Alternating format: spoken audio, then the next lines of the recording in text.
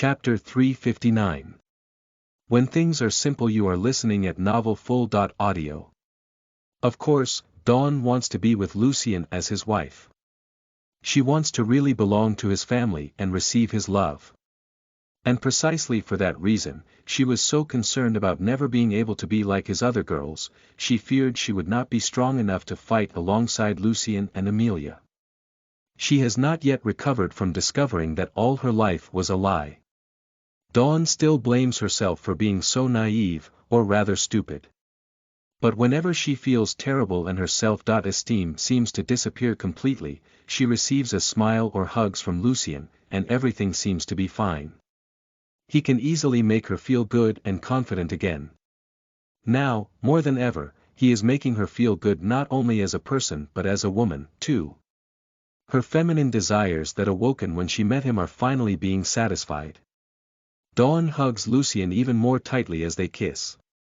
So she speaks in his mind. I was so worried that it wouldn't happen. I was afraid that you wouldn't want me.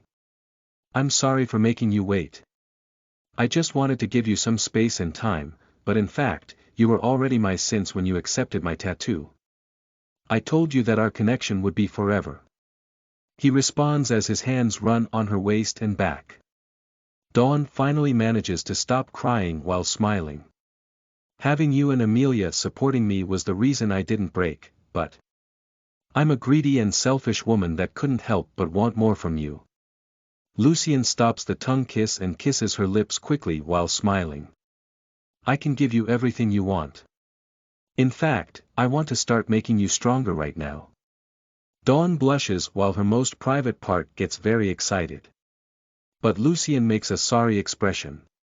Yet, now we have to deal with the other angels. She nods while trying to take a step back, but Lucien takes her hand. You have Emilia's energy, and now I am giving you as much of my energy as I can. You will fight by my side, and you will fear nothing. Dawn nods to Lucien while she holds his hand tight. Then she looks at Emilia and Lucien's other wives. Everyone is smiling at her with happy expressions, which makes her even happier, mainly due to having Emilia's approval.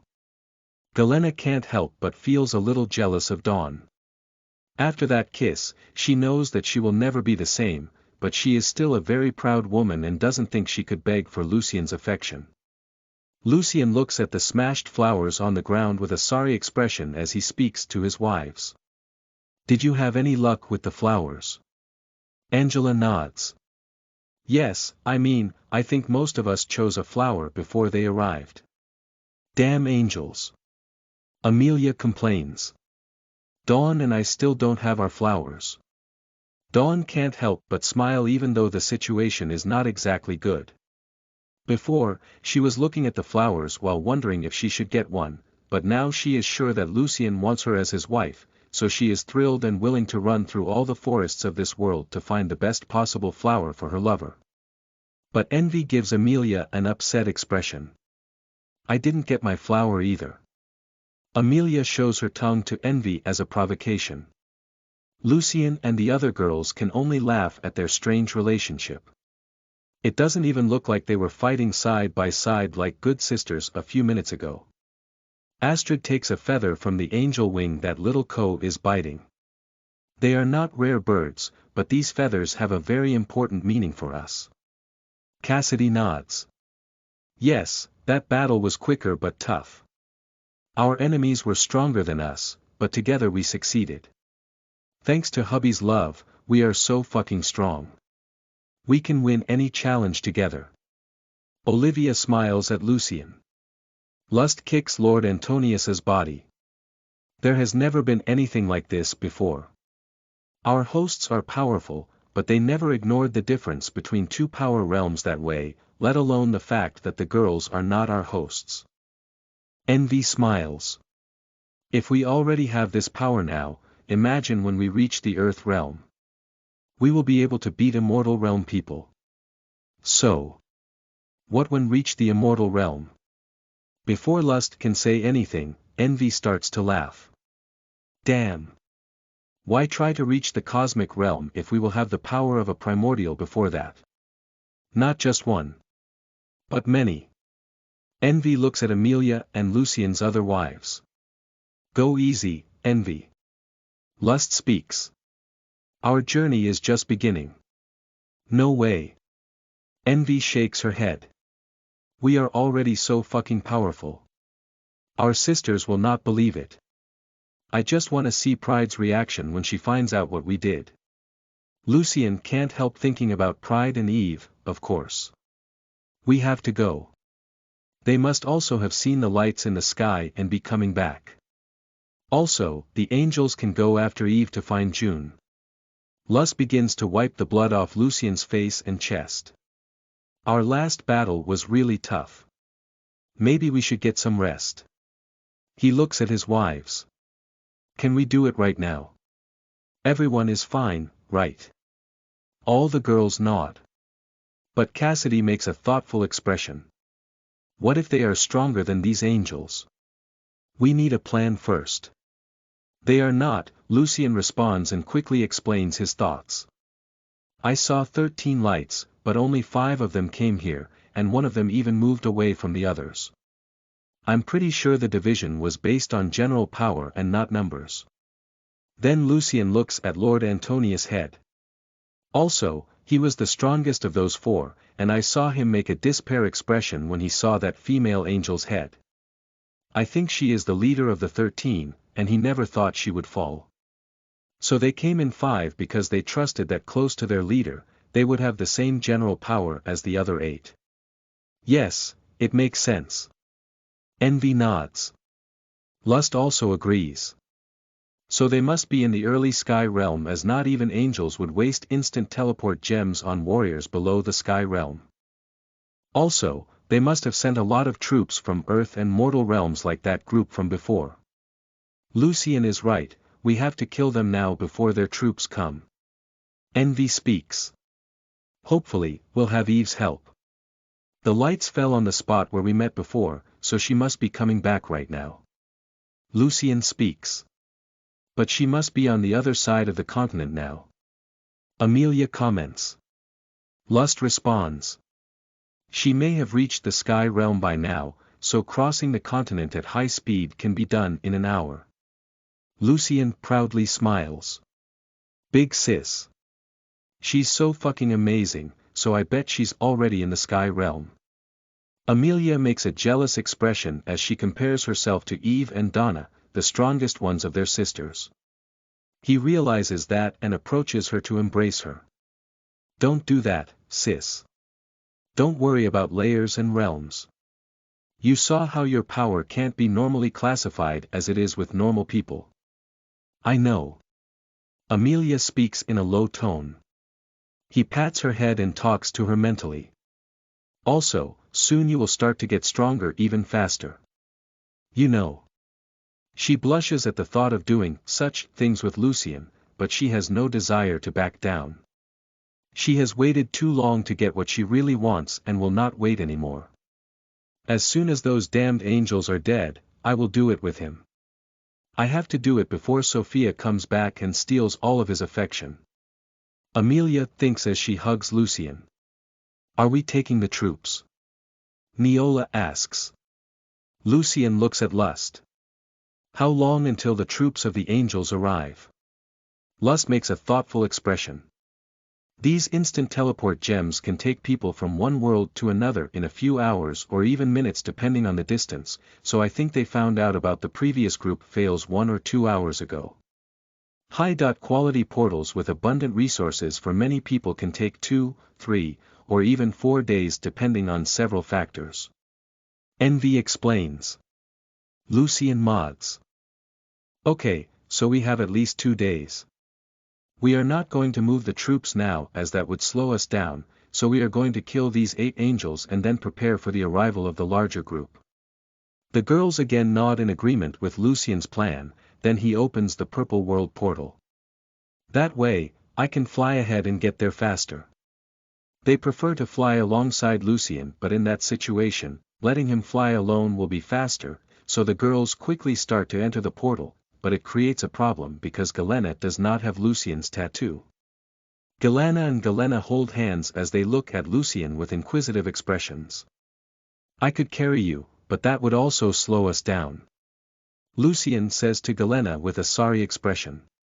Galena looks at her daughter with a sad expression as she slowly lets go of her hand. We'll meet again soon, right? It's alright, I can go back to the Fox clan and wait. But Galena holds her mother's hand tightly. I was still upset with you before, but during the fight. I was so worried when I saw you hurt on the ground. I don't want you to be away from me. I don't want you to stay away from us. Galena smiles as she is thrilled that Galena doesn't want to push her away anymore. She still regrets being a bad mother, but she can be at peace now by knowing that Galena has forgiven her. I can't go with you. Galena speaks in a sad tone. My place is here, serving my queen and protecting my people. Lucien steps forward. Eve will come with me because our family will always be together. Also, we can keep portals as bridges between our worlds. I will have to come back here regularly to check if everything is fine, so you can be visiting your people from time to time. Galena makes a thoughtful expression as her body begs her to follow Lucien. But I can't. You said it yourself, I'm a selfish woman, and my selfishness is to be with. She thinks about her people, but for a moment, things don't look the same as before. Galena does not think that her people need her but that they are in order now. There are no more abusive men in the Alliance, and the Light Empire is finished. Also, Port Green is in order too and is their allies. The continent in peace. Also, when Galena imagines herself as a leader and defender that her people can trust, she feels that something is missing. Then she looks at Galena and imagines her traveling between worlds with Lucien and their family. Galena realizes that she envies her daughter for having that opportunity and envies Lucien for having Galena's company. She realizes that she wants to be with her daughter as much as with Lucien and Eve. In the few days that she was with them, everything was so intense and incredible. She wants power like Lucien's wives and his love. She wants to have something to fight for, not the happiness of others, but her own. Galena holds Galena's hand again while looking at Lucien with a determined expression. Give it to me, please. She quickly lifts her blouse, revealing her low belly area. I want the tattoo. I want to go with you. You know there is no going back, right? After I give you the tattoo, we will be profoundly connected forever, and I will not let you run away. Lucien explains. Galena giggles. I'll not want to run away, so we won't have that problem. Then she makes a loving expression. I want to be with my daughter from now on. I also want to be with my queen, and with you. Being your wife is not a price for that but the biggest reward. Well said. Lucien smiles and moves his hand toward Galena belly. Hashtag hashtag hashtag hashtag hashtag hashtag hashtag hashtag hashtag hashtag hashtag hashtag hashtag hashtag hashtag hashtag hashtag hashtag. If you want to support me and read more than 150 chapters ahead, visit my Patreon. Patreon.com/LamentHighEF. You can also donate to my Ko-fi. ko.fi.com/LamentHighEF. Any donation helps me a lot and allows me to continue writing. Chapter 360. Dangerous Jokes. You are listening at NovelFull.audio. A kiss from Lucien can make women never forget him, and the touch of another man will feel horrible, but getting his tattoo is the real confirmation that the woman who receives it will belong to him forever no matter what. After receiving his tattoo and making that deep soul connection with him, women will always feel that a part of them is missing when away from him, and their life will look more colorful and bright when next to him. But that is not a one-sided situation. After the pact, Lucien will also feel connected to the women with his tattoo and will not be able to be completely at peace and satisfied without knowing that those women are really fine and happy, which can only happen when they are beside him. That is how Galena somehow feels things will be while Lucien puts his tattoo on her. She agreed to do it to continue alongside her daughter and her beloved queen, but it is still a little scary to think that she will be connected so deeply to a man for her entire life and perhaps beyond that. But Galena's happy smile and Lucien's loving expression make Galena sure there is no way that could be bad. In fact, she is excited to know what her life will be like from now on. Lucien's other wives, who have not yet entered the portal, also smile at Galena, showing their welcome to the family.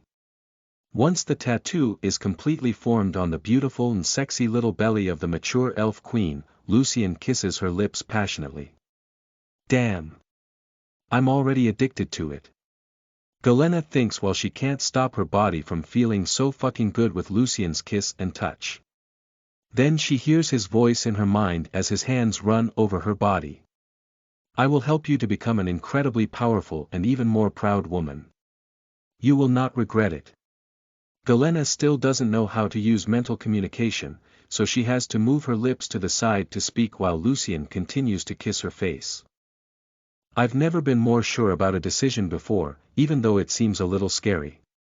You have nothing to fear being part of our family. We will face dangerous situations, but we will protect ourselves no matter what. Now we need to go, you can meet your new home. Lucien smiles and points to the Purple World portal. Galena smiles at Lucien and kisses him again before walking to the portal holding hands with Galena. Wait. Galena bends down and pulls a feather from an angel wing piece on the ground and gives it to her mother. Galena takes the feather and smiles at Lucien again before entering the portal. Dawn and Amelia also take feathers from angels just like the other girls and enter the portal. As soon as Jean and Kara are about to enter the portal, Lucien hugs them and kisses them on the head.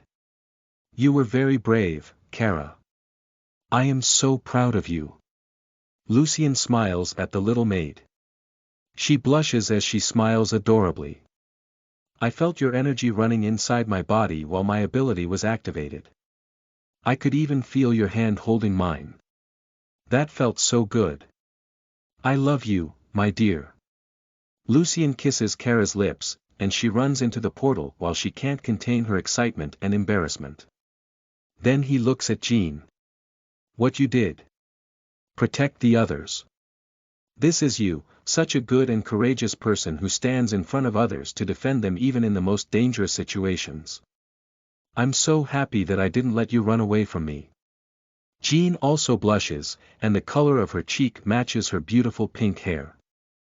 As Kara said, I also felt your energy inside me, helping me to hold that shield in front of others. I wouldn't do it for random people, but for my family, I will do anything. What gives me the strength for that is your love. I look forward to seeing the shield. Lucien smiles and kisses Jean before she enters the portal. Then Maggie and Kylie finish looting and burning the bodies of the angels. Take this to Amelia and Envy to them to see what's valuable inside. Lucien tells Kylie to take the angels' storage treasures to Envy as she will be able to identify the items inside them more easily. Lust can also enter Purple World whenever she wants, but she prefers to be with Lucien all the time. As soon as all the girls enter the Purple World, besides Lucien and Lust, only the Ghost Lady is left outside, floating around him, eager to receive more of his demonic energy. It holds the grip of the silver blade and gives her more energy while talking to Lust. Can we send her to the Purple World or some storage treasure? Lust shakes her head. There is no known method of storing a cursed weapon. You also cannot store she in your soul as you are not connected. So, let's do it the old way. Lucien takes off a belt with a scabbard from his storage ring and wears it. Then he puts the Ghost Lady in the scabbard. With her being so close to his body, he can still send his demonic energy to her without using his hands. The silver blade shines with a purple aura and Lust giggles. She looks happy there. I bet the red katana and the Naginata are jealous now. Lucien smiles as he strokes the Ghost Lady's hilt. She was alone for so long, so it doesn't hurt to pamper her a little bit. Before Lust can say anything, he hugs her around the waist and kisses her lips passionately. She can't help but act like a young girl in love with any affection act from him. Go back inside. He talks to her mentally, and Lust quickly returns to his soul. Then he looks towards the south and flaps his wings the hardest possible, flying at his top speed without consuming much of his demonic energy. Whoosh! Strong wind waves generated by his wings take the crushed flowers from the ground and swing the trees while Lucien flies towards where the 8 lights fell, that is, the place of the previous battle against the other group of angels. A while ago. As the 13 lights cross Argerim's sky, 5 women travel on a floating stone platform above the ocean, at the east of Port Green. Look that. Donna points to the lights in the sky. Instant teleport gems. Daisy comments. Wrath materializes her body next to Donna and looks at the lights with an excited expression. More powerful enemies. It's good. Sophia, get ready, Donna speaks as she watches the lights split into 2 groups and fall. 8 of them fall in a place that seems nearer them, so Donna already wants to go there to satisfy her hunger for battle. But Sophia doesn't answer as she is lying, immobile, and with closed eyes on her floating magic pillow.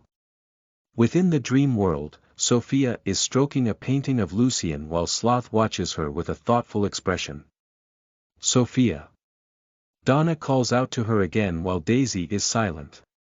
She is still afraid of the sisters even though they are allies. Sophia continues to sleep comfortably while using the dream world to relieve some of her hunger for Lucien and to train her mental abilities as well. Brother! Donna exclaims. Lucien! Lucien! Sophia wakes up quickly as she calls out his name and looks around.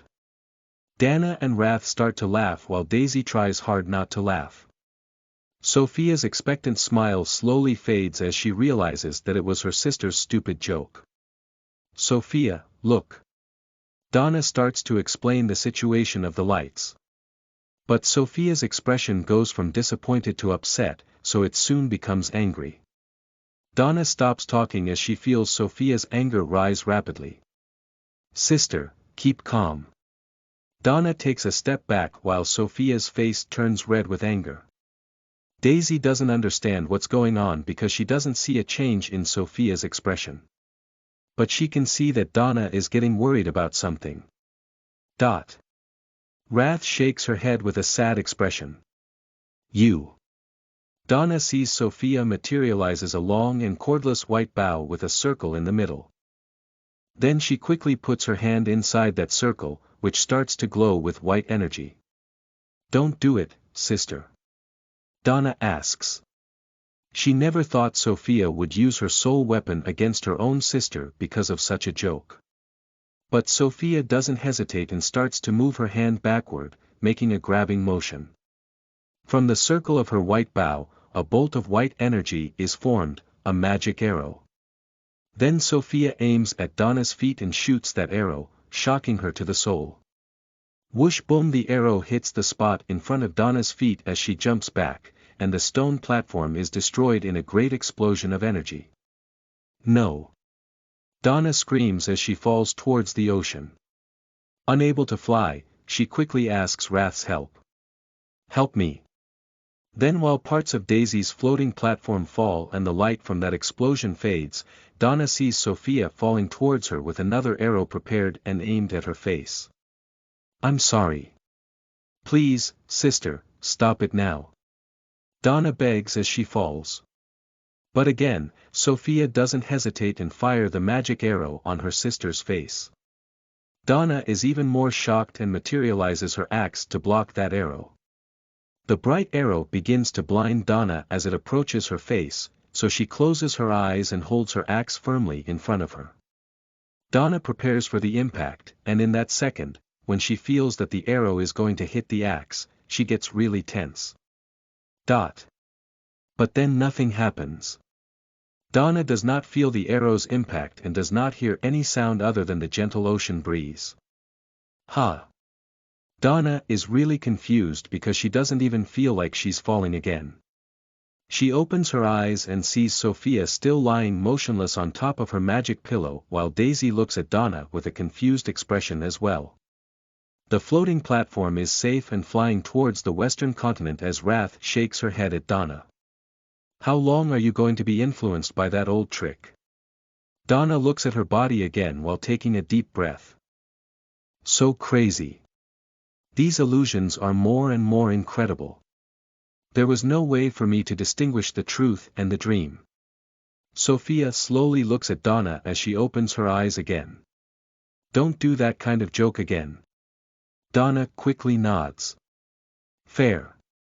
Daisy is even more confused, not knowing what happened. She just saw Donna panic for no reason while Sophia didn't move a muscle.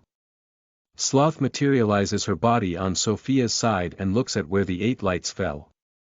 Your siblings in this world must have seen those lights, so I bet we'll find them there, as well as the newcomers. Then we'll see how well the others are doing. Wrath comments. If it's Eve, I bet she's already reached the sky realm. But if it's Lucien, well, it would be good if he made it to mortal realm.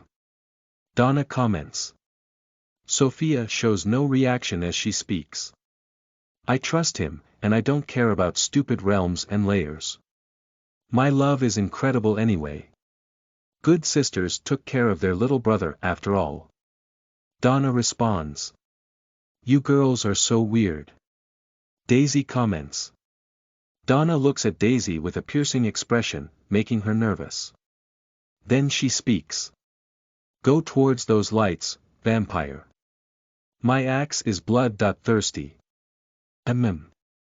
Daisy quickly nods as she thanks her good sense for not bringing her husband on this crazy mission. Hashtag hashtag hashtag hashtag hashtag hashtag hashtag hashtag hashtag hashtag hashtag hashtag hashtag hashtag hashtag hashtag hashtag hashtag. If you want to support me and read more than 150 chapters ahead, visit my Patreon. Patreon.com/LamentHighEF. You can also donate to my Ko-fi. ko.fi.com/LamentHighEF. Any donation helps me a lot and allows me to continue writing. Chapter 361. The Black Cloud of Despair. You are listening at Novel Full.audio. Flash boom. With an explosion of light, the other 8 angels from Melita's group land in the area where Lucien met Eve, while the other angels land near his group. 5 of them are men of ages who seem to vary from 20.5 to 40, but all of them are over 600 years old, just like most ordinary Sky Realm people. The other 3 angels are women of similar ages, but 2 of them look 30 years old while the youngest appears to be 20.5. The angels land in one of the craters created by Lucien during the battle with Neok and their comrades. The younger couple of angels move on opposite sides of the group with swords and shields, prepared to fight. One of the other male angels creates a barrier using a defensive artifact like that of the female angel who fought Lucien's wives. Another female angel stands behind the angel with the artifact supporting him, while 2 other male angels keep bows ready and look around for anything hostile. Meanwhile, the other couple of angels is in the middle of the group. The man looks north with a concerned expression while thinking aloud. Melita shouldn't have separated us. The female angels crouch on the ground and begin to touch the sand, looking for traces of June. You know, she felt demonic energy there, and we can't ignore demons. But the man bites his lips of apprehension. I feel that something is wrong. Whatever is in this world, it is dangerous, and we should not be separated. The woman taps his leg. Stay calm, my love. Our main problem now is to find Lady Alexa's assistant. Any demon is less dangerous and scary than that woman. The couple of angels keeping the barrier laugh, and the woman comments. Are you underestimating Melita? That woman is tough. She has taken care of our house for hundreds of years, and there is no problem that she cannot solve. I'm not worried about her but about us. I just feel that something is wrong here. The angel responds. The male angel with the shield frowns. Just focus on finding the damn girl. If we get this over with quickly, we can get out of this fucking world sooner. He is right. The female angel with a shield nods and then looks at the other woman in the center of the group. Did you find something? The angel tracker rubs the earth on the ground and lets some sand fall slowly as her eyes shine with gray-white light, similar to Maggie's eyes when she uses her vision ability. There was a great battle here. But it was fast. The woman thinks aloud and starts walking through the crater as her group follows her, always keeping their guard high and the barrier raised. Then she stops at a deeper place in the crater where it is shaped like a body on the ground. There were two separate fights, one on the ground with many people and the other in the air with few people. The man beside her makes a thoughtful expression. Those who fought in the air should be the leaders of that group, our companions. They must have faced people from the sky realm. I think not. The woman makes a curious expression, then, she looks at the man. I need do it. The man takes a bottle of white liquid from his storage ring and gives it to the woman while stroking her head. Don't push yourself too hard, my dear. The woman smiles and drinks that liquid. Then her eyes shine with an even brighter white light as she uses her ability to the maximum. Now she is not only able to see traces of energy in the atmosphere, but she is also beginning to see flashbacks of things that happened there. She sees Neok in a fury attacking Eve, she sees one of his sisters as well as other angels being killed by Lucian and Pride as they fought. I see them. She thinks out loud. Neok tried to fight a woman from the late stages of the Earth realm, but he never had a chance. The others were killed by a strange couple. The woman is a demon from Earth realm late as well, but the man. How strong is the man? Another female angel asks. Mortal realm. She responds. Ha. All angels make confused expressions as they don't understand how someone from the mortal realm fought angels from the Earth realm. Did the demon kill Neok or the woman? The male angel asks. The tracker is enchanted by Lucian's beauty when she sees flashes of his face. It was the man who killed Neok. I think he is a demon, or a dragon. How can you have that kind of doubt? The man furiously asks as he has never seen such an enchanted expression on his wife's face before. The tracker stops focusing on finding out what happened and uses her ability to analyze Lucian's body, or rather, delight in watching him in flashbacks. That long red hair. He's so fucking handsome. She can't help but comment while smiling. He is my husband. The angels hear a loud voice that crosses the sky like thunder. They look up and see Sophia lying on her floating pillow. Most of them are not tense as they soon realize her Earth realm aura. But the tracker's husband makes a concerned expression while gazing at Sophia. I knew something is wrong. Stay ready. What's the problem? She's just an Earth realm girl alone. One of the other male angels comments. I just need one shot. One of the archers aims an arrow at Sophia. Sophia raises a hand slowly. What do you want with my love? Don't kill her, he may know something about the man who killed Neok. One of the female angels talks to the archer while the tracker looks at Sophia using her vision ability. As Sophia slowly raises her hand, the tracker sees a strange green energy spread in the air around her and came towards the angels. Reinforce the barrier. The tracker speaks to the couple of angels who take care of the barrier. The male angel and his wife look at each other before looking at Sophia and the tracker without understanding what is happening as they cannot see the green energy in the air. But then they see a scary black cloud leave Sophia's hands, so they start to reinforce the barrier with everything they have. What is it? The other angels think aloud while they also see the black cloud that has a strange feeling. I still don't know what that is, but it seems to be dangerous. The tracker thinks that her group is talking about the black cloud, but she only sees the green energy. Despite all of them being of the sky realms, the group of angels is instinctively afraid of the black cloud, yet they are confident in their barrier. The male angel in the center speaks to archers. Take her down, just don't kill her. Then both archers aim at non-lethal points on Sophia's body and fire their arrows, ignoring the black cloud. The arrows, charged with light energy, pass through the barrier without problems, but as soon as they arrive in the black cloud, arms of black energy break them in an instant, shocking all the angels. Fuck. Both archers exclaim as they are more afraid of that black cloud. Who is that woman? The tracker speaks while seeing Donna defending Sophia, blocking the arrows with her great axe while Daisy moves the floating platform in front of Sophia. Who? The angels are even more confused because they can only see the black cloud surrounding their whole barrier. Crack creak, they begin to hear loud noises as they see many cracks quickly form on the barrier. We have to get out of here. The couple of angels with shields speak. The other angels also think the same, but then the barrier quickly breaks into thousands of pieces like a globe of fragile glass, shocking them to the soul. Run! The angels turn to avoid the black cloud, but they are surrounded by it. Then they cluster in the center of the crater.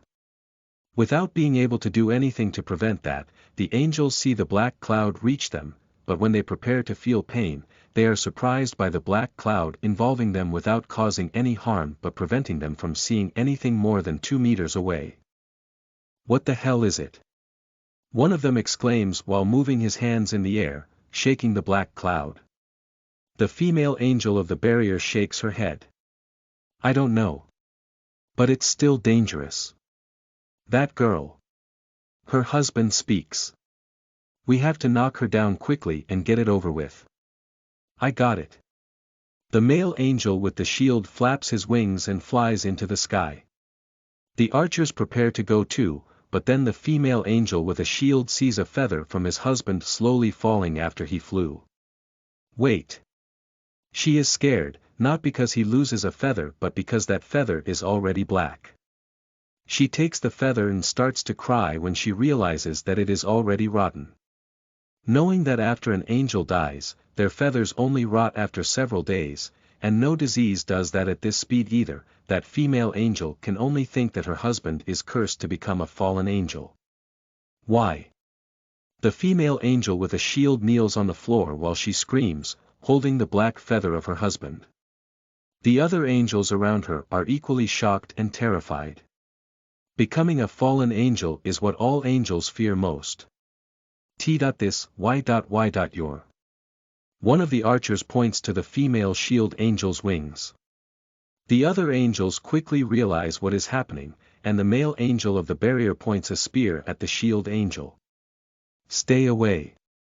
She gets even more confused and then looks around and realizes that all the feathers of her wings are quickly rotting, something never seen before, even in the case of fallen angels. No. She screams while she doesn't know what to do. We have to get out of here. The archers speak and fly in the opposite direction of the shield angel.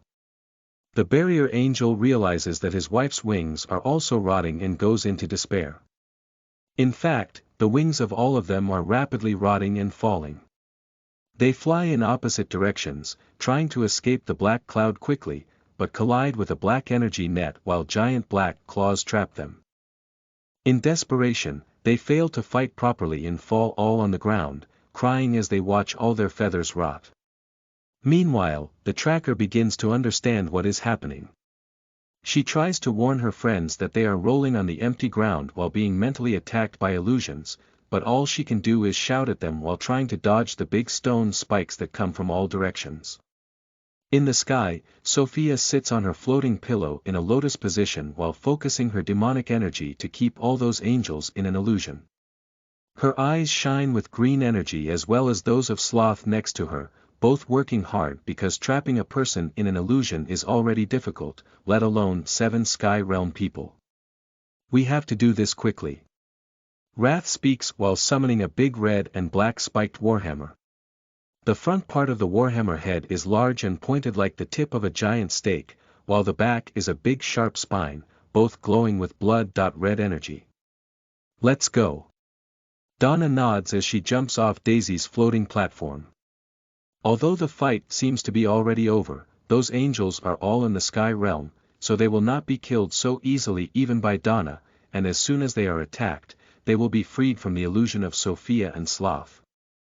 But while Daisy has to use all her power to contain the tracker, Donna and Wrath smile, excited by a good fight. Hashtag hashtag hashtag hashtag hashtag hashtag hashtag hashtag hashtag hashtag hashtag hashtag hashtag hashtag hashtag hashtag hashtag hashtag. If you want to support me and read more than 150 chapters ahead, visit my Patreon.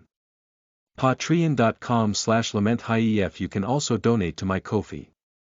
ko.fi.com/LamentHief. Any donation helps me a lot and allows me to continue writing. Chapter 362. Smashing Angels. You are listening at Novel Full. Audio. Wrath prefers to let Donna fight alone, but defeat those dragons from the Earth Realm was much easier than will be to beat Sky Realm angels. Whoosh! The wind sounds like being cut, pierced, and crushed as she and Donna descend from the sky towards the angels already attacking with their soul weapons. Donna with her big axe, and Wrath with her big warhammer, both excitedly smiling, side by side, like good sisters. The angel tracker can only watch while trying to get rid of Daisy's stone spikes as Sophia and Sloth keep the other angels in their worst nightmare. Hiya!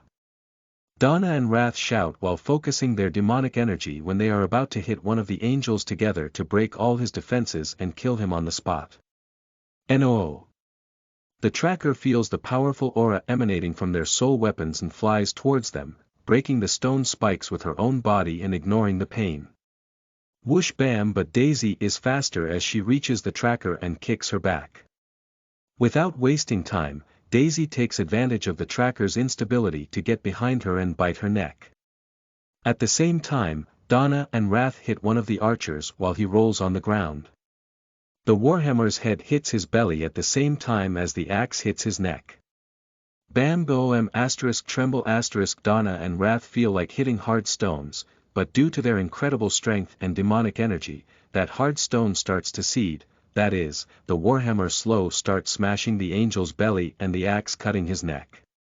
The archer immediately wakes up from Sophia's illusion as his body is pushed into the ground by the impact of the attacks, creating a new crater inside the early crater.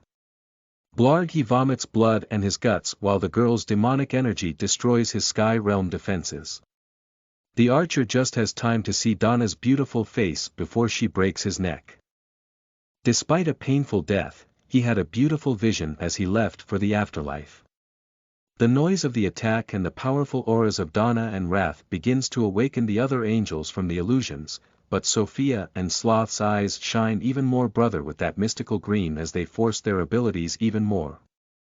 That could be much easier if their enemies were Earth Realm people, but with them being a realm above them in power, it is pushing them both to the limit of their current capabilities.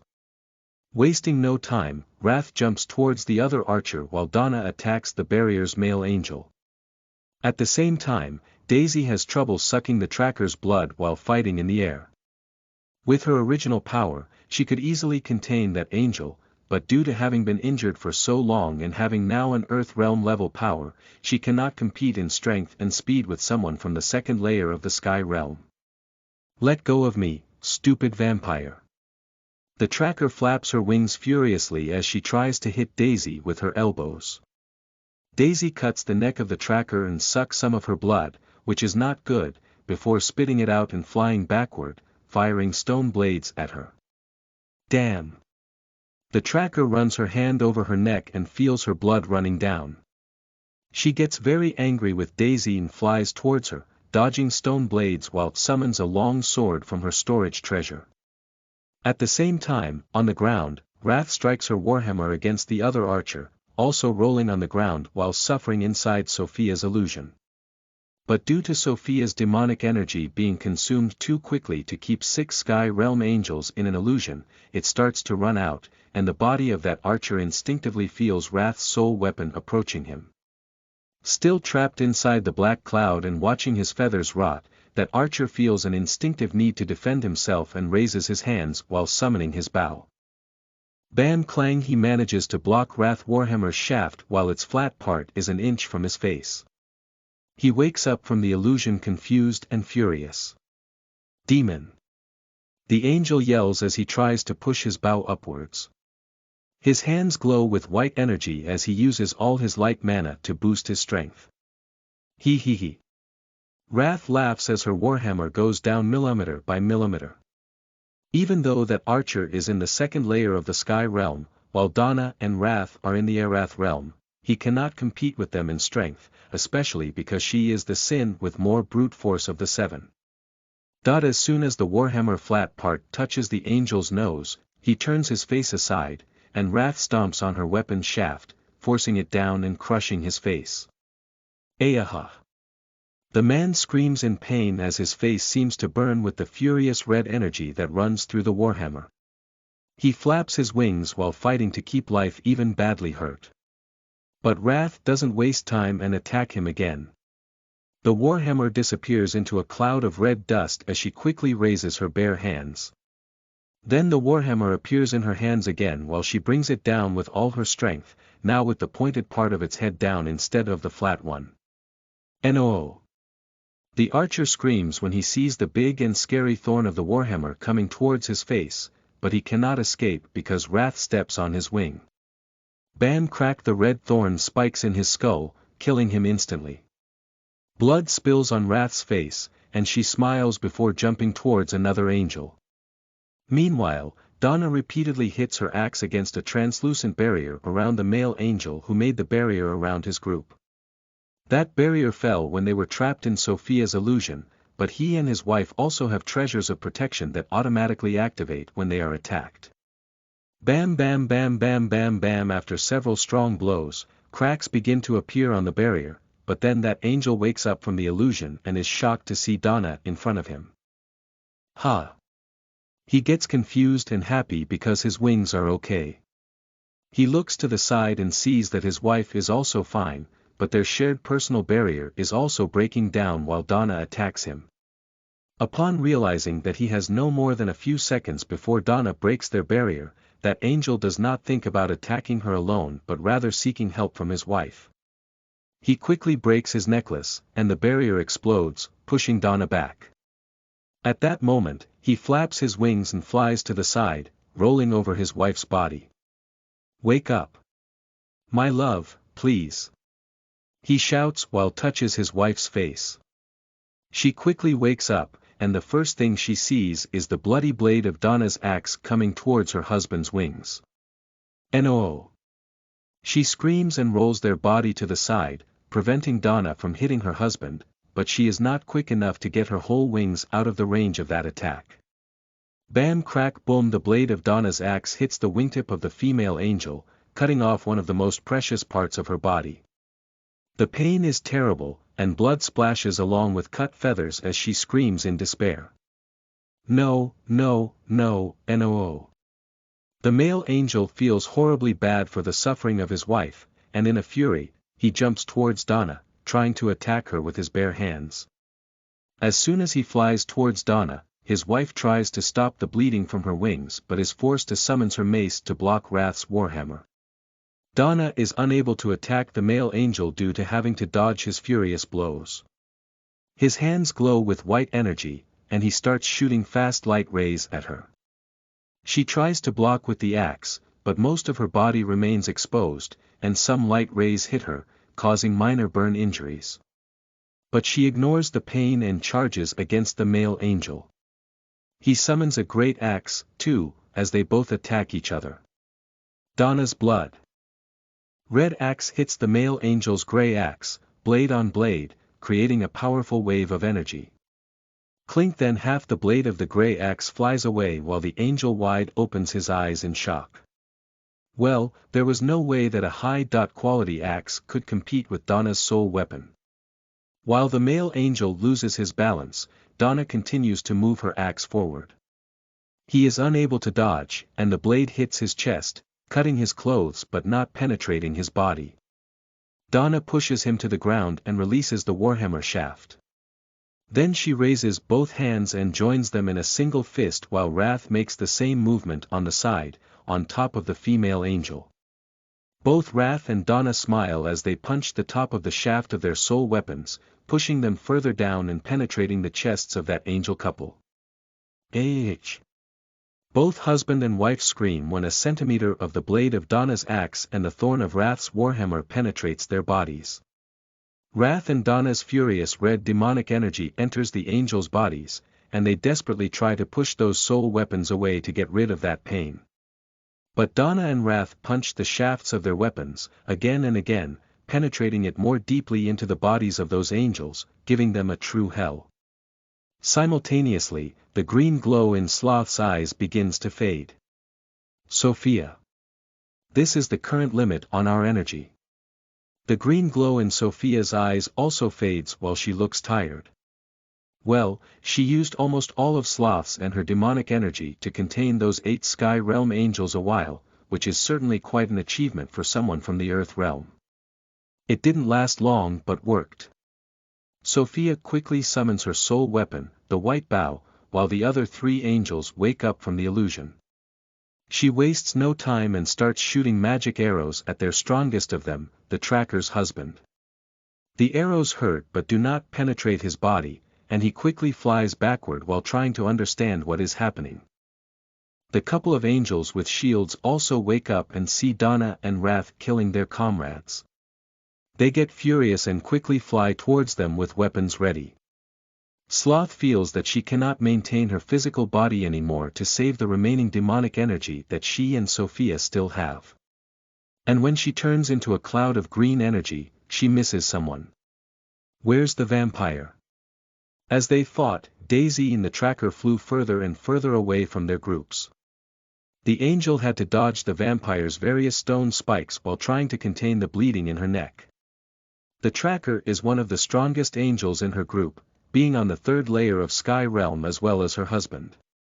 So she shouldn't be easily hurt by Daisy, but the vampire fangs are as powerful weapons as soul weapons, and therefore the Tracker wants to treat that wound as soon as possible.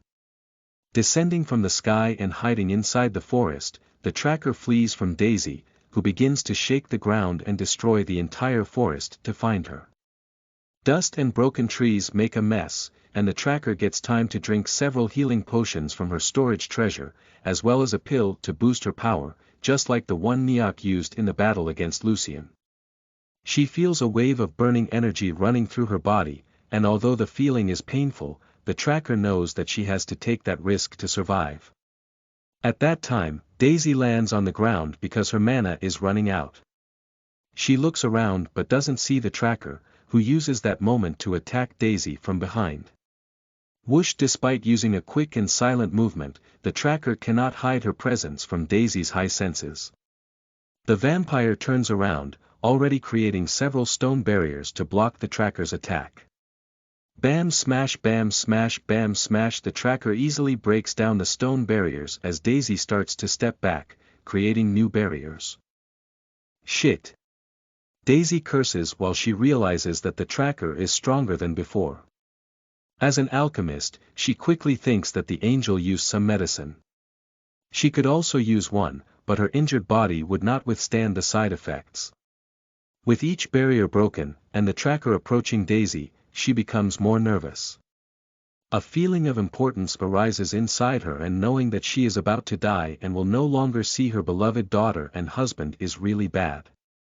With no other option, Daisy turns around and runs to escape from the Tracker. Boom! Then she hears the last barrier being broken and turns around again, not to allow the Tracker to attack her from behind. Blarg! In the middle of a dust cloud, the Tracker vomits a lot of blood while she doesn't understand what happened. Daisy is shocked to see 2 blades, one red and the other golden, crossing through the Tracker's chest. How? The chaotic energy of the power pill inside the Tracker's body gets even more unstable. Boom! Then her body explodes just as it happened with Neok, splashing blood, pieces of meat and bones everywhere. Daisy has no time to raise a barrier in front of her and falls down due to the explosion. She wipes the blood of the Tracker on her face and then notices a figure walking towards her. A purple energy barrier glows around his peculiar body. He has wings, but they are not like angels and rather like dragons, yet he has long horns like a high demon. Who are why? Daisy starts to ask, but the words disappear from her mind when she is amazed by that man's beauty, which makes every other man look like ugly frogs. Lucian extends a hand to her as he smiles. You are Daisy, right? You really look like her. My sweet Rose. Hashtag hashtag hashtag hashtag hashtag hashtag hashtag hashtag hashtag hashtag hashtag hashtag hashtag hashtag hashtag hashtag hashtag hashtag. If you want to support me and read more than 150 chapters ahead, visit my Patreon. Patreon.com/LamentHighEF. You can also donate to my Ko-fi. ko-fi.com/LamentHighEF. Any donation helps me a lot and allows me to continue writing. Chapter 363. Daughter, you are listening at NovelFull.audio. About 10 minutes ago. Lucien flies quickly across the sky above the great forest as he heads towards where the angels landed. Then he slows down when he feels something he has never felt before. What is it? Lust feels that Lucien is very confused and quickly becomes concerned. Lucien looks ahead to the horizon but sees nothing strange in the 3-mile radius. Of course, he can't see anything clearly on the ground due to the trees of the forest. I feel like a part of me is ahead, away from my body. I can't explain. He points forward while Lust materializes her body beside him. Lust makes a thoughtful expression as she tries to expand her sense of detection. Is that connection you feel like the one you have with your soul weapons or maybe your wives? Lucien tries to describe what he is feeling again. No, it's not like my soul weapons or the tattoo. It's something different. Like a third arm has grown in me, but it's some miles ahead, waiting for me to get it back. Lust analyzes Lucien's body several times as she expands her senses, but everything seems normal. There are only a few beasts in the forest, nothing unusual. Let's move on. Okay. Lucien nods, and they continue to fly, but now with even more caution. Lucien feels a familiar sensation grow inside his heart more and more as they fly forward. That feeling is definitely not bad, but it's unknown and makes him uncomfortable and very curious, of course. After flying another minute, Lust laughs. Ha ha ha. It's Wrath. I feel her aura 7 or 8 miles ahead. She's fighting. Probably against the angels. Then we must help them. Lucien uses even more demonic energy to boost his speed as he is concerned about his sister's safety. Lust quickly tries to calm him down. Wrath is hot head. But she is not stupid. If she is fighting, it is because she knows that she can win that fight. Also, she must not be alone. Lucien realizes that he didn't ask Lust about his other sister, so he does it now. Who's with Wrath? You know. Lust speaks in a confident tone. Lucien thinks about his sister, and the answer comes quickly to his mind. Donna. She is a hot-head person, she likes to destroy everything, and she has always had problems dealing with anger. Lust feels Lucien get angry as he thinks about the reasons that make Donna angry as well as all his sister, that is, the fact that their father treats their family like weapons. I'm sorry. Lust speaks in a sorry tone. I know you all suffered and are angry at your father. But Donna was chosen quickly by Wrath shortly after Pride chose Eve. I think they just match. Lucien smiles. I think things had to be this way. We fit perfectly, and I wouldn't be here if I weren't with you. No. Lust denies that. I know you would be fine with another sin as well. At first, you were a naive and weak boy, but you quickly became a strong and confident man. I got scared and panicked when it got bad, but you keep calm and defeated an enemy impossible to defeat. She speaks in a loving tone. It's been a long time since you've been taking care of me and not the contrary. We take care of each other, this is our partnership, our family way. I wouldn't do anything without you, my love. He quickly responds. Lust feels so good about any word from Lucien. He always manages to make her love him even beyond any possible limit. She is silent for a few seconds while they continue to fly, but then she speaks again in a slightly hesitant tone. I didn't want to talk about it now, but it's all right, just say what is in your mind. He responds. Lust quickly explains. That the mysterious woman said in your dream. If my sisters and I really were brainwashed and tried to unite our energies before but failed, it was because we tried the wrong way. I think we never tried to use my energy. I've always been underestimated because my energy is for the benefit of many and not just mine. In fact, I think that's why our energy is perfect for mixing others together. Makes sense. Lucian thinks about it. She continues. You saw it, the mix of energies with 3 energies boosted Elsie much better than the mix with only 2 energies. Also, that was what allowed you to make the strongest attack on that angel. I know that, and we already agreed to try to unite the energies, but why are you talking about it now? Lucian asks, even though he has an idea of what Lust wants to mean. Donna is ahead. Lust pauses before quickly continuing. I know you don't want to seduce your sisters, but I just fear that we will be able to win the next battle against a much more powerful enemy. I want our family to be strong so that nothing bad happens to us. Lucian understands and agrees with Lust's thoughts.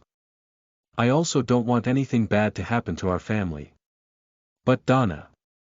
She's a lot like Eve. She sees me as a little brother that she has to protect. Even if I want to seduce her, it won't be easy. The situation is not simple even with Amelia, and she really wants it. Maybe. Lust thinks. The best thing is for us to all become stronger together, but you can start by seducing just Wrath. We mix the energies, and then we see what to do next. I don't think it will be that easy to seduce an ancient demon, the sin of Wrath, but well, I will do whatever is best for our family, including to her, of course. He explains. Lust is about to respond, but then she feels another demonic energy nearby. That energy is less intense and more discreet, or rather, it is calm, unlike Wrath's furious energy. She's here. Lust says in an excited tone. After realizing how much she loves Lucian, Lust began to be very jealous of the other women in his heart, especially those who have a deeper connection with him. But Sophia is different. In the short time that they were together, Lust saw that Sophia is a very nice and caring person, and she loves Lucian unconditionally. Lust knows that Sophia will do anything for Lucian, and even if it is best for him to have all the women in the universe, she will support him. But also because of that, Lust knows that Sophia will always have Lucian's special affection. That is, with Sophia at his side, he will become much stronger quickly, but she will never try to push him away from his other wives or have more time with him just for her. And of course, Sophia is the key for them to find out if Lucian really can have children, as she has the most incredible life affinity of their family and could feel the child even through the barrier that protects royal dragon babies. Lucian doesn't even need to ask who Lust is talking about, as he also starts to feel Sophia by their connection. In fact, he could have felt her from a greater distance, but only if he had tried it. I said I would find her. But it looks like she found me first. Lucian speaks in a regretful tone. He wanted to be with Sophia much early but stopped to help his other wives. If you get to her now, I think it can be considered as both meeting each other. Lust speaks. Maybe. Lucian smiles as he tries to fly even faster, cutting through the air while his body glows with purple and gray energies. They fly for a few more seconds before Lust again feels someone different ahead. Wait. She quickly explains. I feel 2 other powerful auras. They are on the ground. An angel and a vampire. Rose's mother. Lucian thinks out loud. Maybe. Lust replies. Lucian keeps flying as fast as possible and soon hears the fight between Daisy and the tracker. He flies towards the ground, and when he is close to reaching out to them, he sees the tracker destroying Daisy's barriers.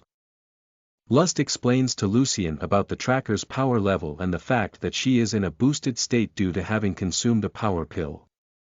These pills generally have side effects that decrease the user's defenses and significantly increase strength and speed. Also, the person when uses those pills is in a state of fury and loses focus. So the tracker didn't even notice Lucien coming behind her quickly, and she had no defense against his soul weapons charged with demonic energy. To avoid making the same mistake as when Lucien defeated Neok, and he exploded, he covers his body with an extra layer of demonic energy to defend him from the explosion of the tracker's body. Still, the blood and body parts of the tracker cover Lucien's body, over the energy barrier. He wipes the blood on his face while undoing the barrier, getting rid of that dirt. Then he notices the frightened mature vampire looking at him with a curious expression. She really looks like Rose. Lucien does not doubt that she is Rose's mother because, although Daisy has red eyes and white hair, her face and body are very similar to his lover's. Also, Rose told him about her parents' features. Lucien wondered many times about what it would be like to meet Rose's parents because of her concerns and the fact that Daisy is an alchemist. He wanted to get along with them, or rather, to have as good a relationship as he has with Anne's parents. But he never expected that on the first meeting with Daisy, he would feel so horny. Damn! Why does she smell so good? Lucien quickly asks Lust as he approaches Daisy. He already loves the smell of Rose, but Daisy's natural scent is several times better and extremely pleasurable. Lust giggles in Lucien's mind. Alchemists know how to make perfumes that alter the natural smell of their bodies, for the better, of course.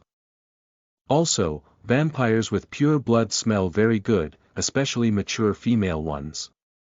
Lucien tries to remember Rose's concern about her parents' marriage while trying not to succumb to the desire to close smell and kiss Daisy's beautiful and delicate pale neck.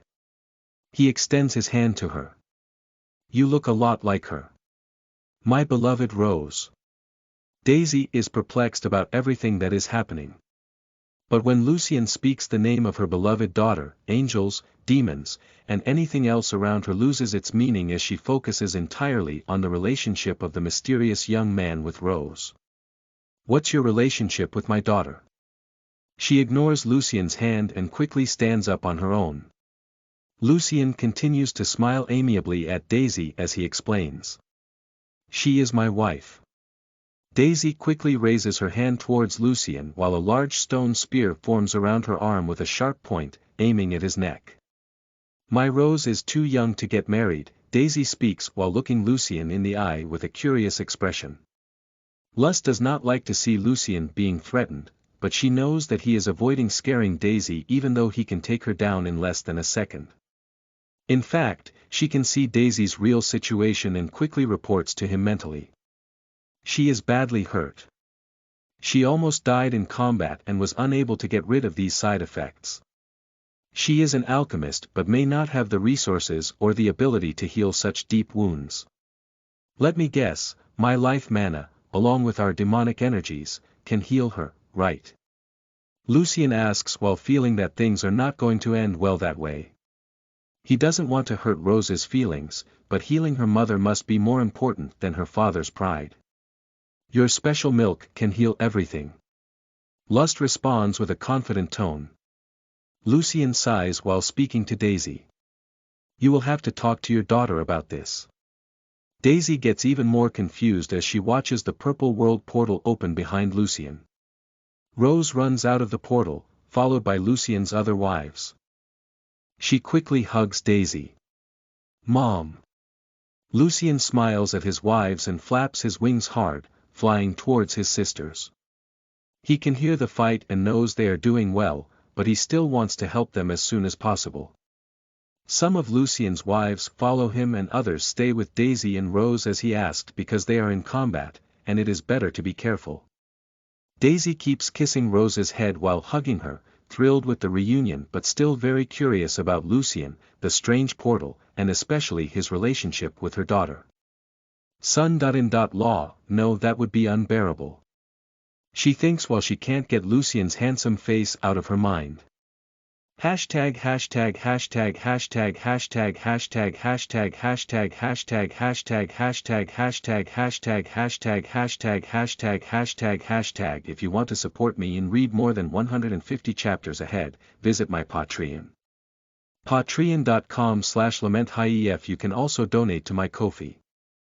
ko-fi.com/LamentHief. Any donation helps me a lot and allows me to continue writing. Chapter 364. Bloody Family. You are listening at Novel Full. Audio. Bam clang. After blocking Donna's axe for the 10th time, the female angel with the shield retreats close to her husband, who also managed to block several attacks from Wrath while the tracker's husband was dodging Sophia's arrows. Those are tougher. Donna comments as she takes a deep breath. She had to use a lot of demonic energy to kill those other angels fast, and now she is not generating much of that while the shielded angels just block her attacks. Wrath feels her demonic energy near the end. Fighting dozens of Earth Realm enemies was easy as they generate a lot of demonic energy and had control over the situation. But now, with those few Sky Realm angels, the situation is complicated.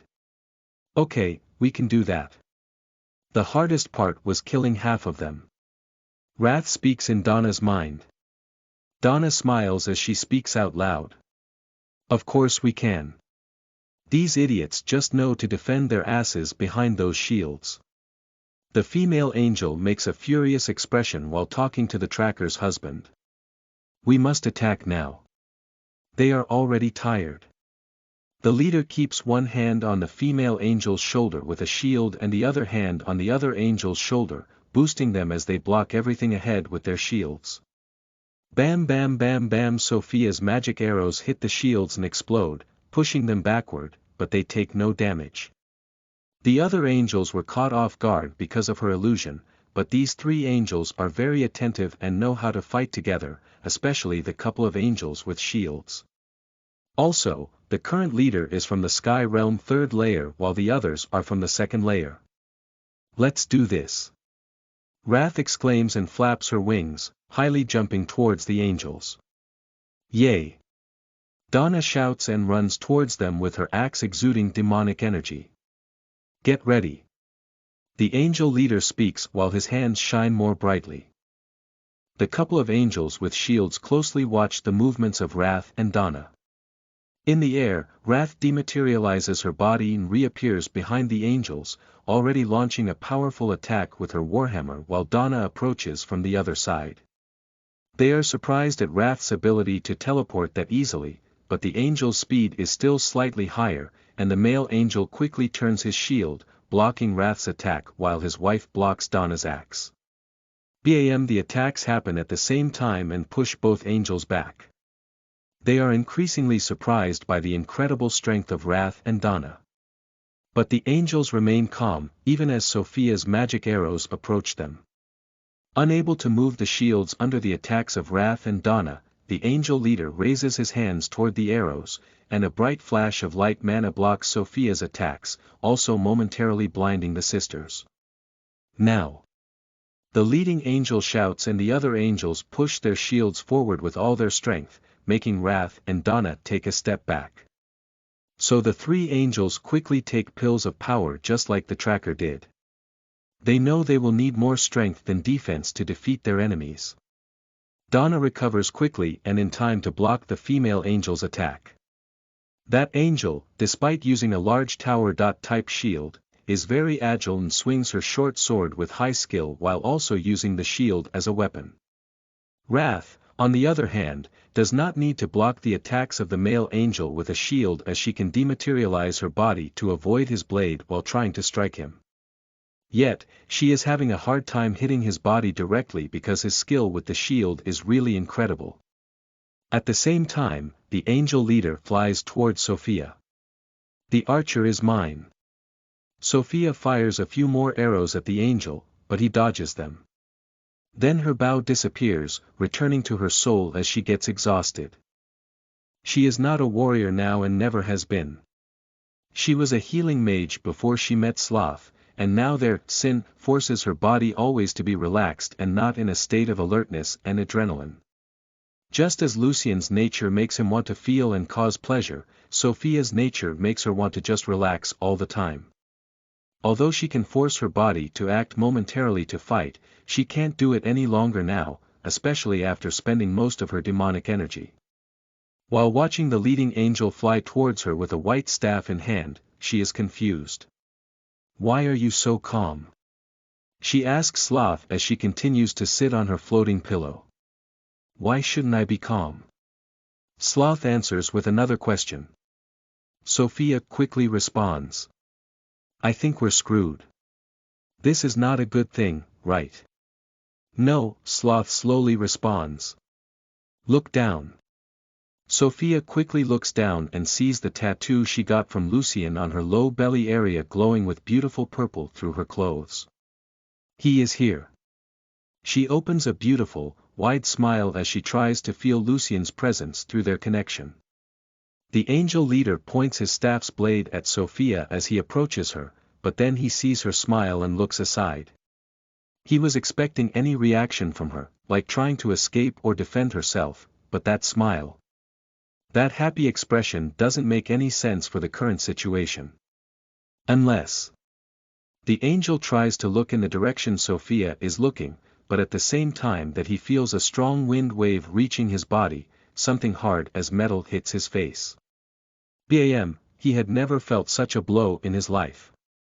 One punch, charged with a strange and incredibly powerful energy, which makes him lose control of his body as he is thrown towards the ground. Boom! The angel's body creates a new crater in the ground while a cloud of dust and sand clouds the view of everyone in that area. He quickly gets up from the ground and ignores the pain as he tries to find his attacker inside that dust cloud. "Who?" he screams as he picks up a dagger from his storage ring because he lost his staff after being hit. Whoosh! He hears a noise behind him and turns quickly, just in time to see a purple figure disappear into the dust. "Show yourself, bastard." The dust starts to settle, and that angel wipes away sweat, dirt, and some of his blood from his face while listening to the sounds of the fight of the other angels at a short distance. Then he feels a bad foreboding, a cold in his spine. Whoosh whoosh! Before that angel notices his attacker, he suffers 2 deep cuts behind his knees. The wound seems to burn not his body but to directly attack his soul, and of course, also weakening his body. Ahawk! He screams in pain as he kneels, still holding the dagger firmly while trying to contain his fear. The dust settles, and the angel sees Lucien in front of him, smiling at him with a sinister expression as his eyes burn with purple flames and strands of golden-gray energy. "You!" The angel points the dagger at Lucien while his hands begin to shine with light mana. He also tries to get up, but his legs do not obey him due to the deep injuries. Whoosh! Lucien quickly makes a cutting motion with his arms, and the golden naginata appears in his hands as he cuts both arms of that angel. The movement is very fast, and the angel just feels his body and soul burn while the white light fades. Blood flows from the angel's severed arms as he cries out in pain and despair. His agonized cry draws the attention of the other angels, Wrath, and Donna, who look at him and Lucien in the center of the new crater. The couple of angels with shields are afraid, of course. If the fight seemed lost before, now they know that only death awaits them if they continue to fight those crazy demons. Seeing that handsome demon covered in blood, exuding anger, confidence, and pure power, Wrath's eyes shine with expectation. She knows he should be her host's little brother, but he seems to be very interesting. Donna looks at Lucien with a perplexed expression. His physical changes surprise her, but still, what shocks her to the soul is the speed and strength that he used to defeat that angel so easily. He seems to be stronger than her, but how could that be possible? Sophia, still sitting on her floating pillow, smiles lovingly at him as she tries to contain the urge to run and hug him and not stop hugging for days, weeks, months if possible. But she listens to Sloth's advice. Stay calm and let him do this. Let him show his power and that he can protect the woman he loves. While the angel leader cries tears of blood, Lucien quickly reaches behind him and puts his red katana on his neck. Then Lucien makes him look at his friends before Sophia. Look at her. Lucien speaks in a loud tone as he forces the katana against the angel's neck. She is so beautiful and serene. Your race is called angel, but she should be the real angel here. with her kindness and compassion. That angel can't see or hear anything while his mind goes crazy with fear and pain. But Sophia's smile gets broader and brighter as she listens carefully to Lucien's words. Lucien smiles at her. How could anyone attack such a perfect creature? N.N.No. The angel tries to speak, but Lucien slowly cuts his throat while holding his hair. He flaps his wings desperately while bleeding rivers of blood to death. My wife. My lover. Lucien speaks lovingly while the blood of the angel flows. Then he looks at Donna, Wrath, and the other angels and speaks while the purple flames continue to shine in his eyes. My sisters. My family. The couple of angels with shields already faced difficult fights together. They have felt fear many times and were definitely scared when facing just Wrath and Donna. Feeling afraid is part of the battle. Fear makes them fight at their best to stay alive. They can deal with that kind of fear. But that feeling that Lucien gives with just one look, a frighteningly sinister look that says he'll do anything for those women, and certainly no one will want to harm them to meet his fury. That feeling that they offend someone they shouldn't. That's not something that couple of angels can handle. Run. The male angel runs towards Donna while he yells to his wife to run. He knows that one of them has a better chance of escaping than both. But as soon as the male angel looks in the direction of his wife, he sees a woman behind her, or rather a demon. Before he manages to warn her, two long black daggers pierce her chest. The female angel's wings start to freeze as Amelia jumps over her shield while spiking her white swords in her shoulders. No.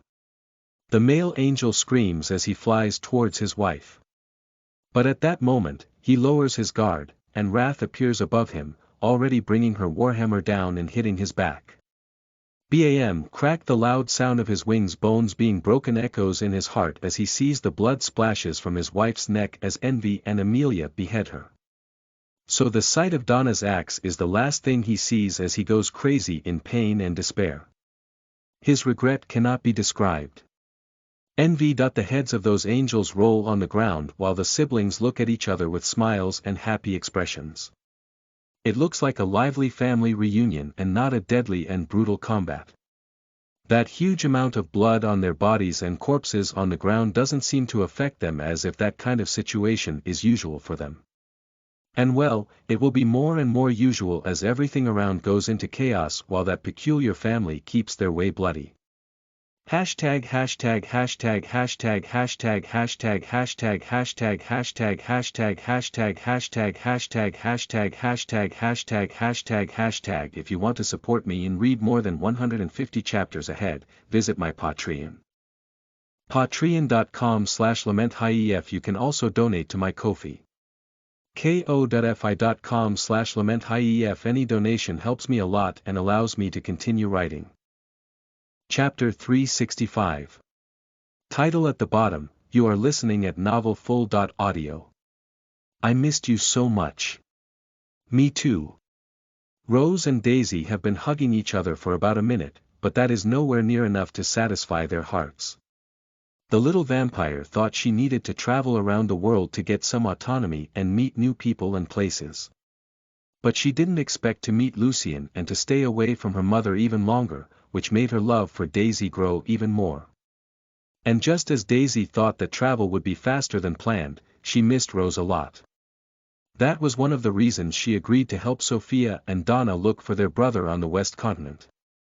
But now they are together again. Mother and daughter think at the same time that they never want to be apart again. Are you really fine, Mom? Rose asks as she starts to check Daisy's body. There are dust and blood all over her beautiful dress, which is torn in several parts now. Daisy makes a confused expression while she also checks her body. It all happened so fast. I was in trouble facing an angel from the third layer of Sky Realm. I was going to die, then. He came out of nowhere and saved me. Yes, he does it sometimes. And giggles behind Rose alongside other girls. Daisy makes a sorry expression. I didn't even say thanks to him. Third layer. That was easy for him after defeating an angel from the 7th layer a while ago. Neola speaks in a proud tone. 3rd layer of Sky Realm. That's impossible. Daisy can't believe that. Well, she also can't believe he killed the tracker while he had an aura of someone from the mortal realm. Maybe he's like those girls. A demon. Their brother. This is so confusing. He really looked like that girl with red hair. Daisy is lost in thought while she imagines Lucien's charming face, of course. Nothing is impossible to hubby. Madeline comments. Daisy looks at the girls behind Rose. She notes that they all have a very impressive aura despite being from the mortal realm. Also, they are all amazing beauties, just like her daughter. In fact, Rose looks even more beautiful than ever. She has a special brightness in her eyes and skin. Mortal realm 3rd layer. How did she reach this power level so quickly without my help? Did she found some legendary treasure? Daisy is also shocked by Rose's current level of power and powerful aura. But she tries to remain calm and confident as always. Then she smiles at the girls as she talks to Rose. New friends. Rose smiles as she blushes a little. Not only friends but also sisters. Sisters. Daisy is confused for a second before she fears she has understood the situation. Well, Lucien claimed to be her son. Law. Angela takes a step forward, arriving at Rose's side while making a loving expression. Sisters not by blood but united by a profound bond of our choice, yet destined to us. Daisy likes Angela's tone and expression. In fact, she can see several similarities between them and knows that she would easily be friends with Angela in any other situation. But in the current situation, where Angela and those other women are supposed to be in a harem competing with her daughter for a man's affection, it doesn't seem like a friendly situation. That guy. Daisy comments with a concerned expression. She wants the best for her daughter and doubts that Lucien can be that, even though he is definitely the most handsome and strong young man she has ever seen. Rose can see the concern and hesitation in her mother's eyes and holds her hand. Lucien. He's the best for us. He gives us so much love and affection. But he also protects us from all harm and makes us very strong. Before Daisy can speak, Rose smiles proudly. You think I'm just a half-vampire from the mortal realm now, don't you? But you have no idea of the power Lucien has given us. She takes Angela's hand while also smiling at the other girls.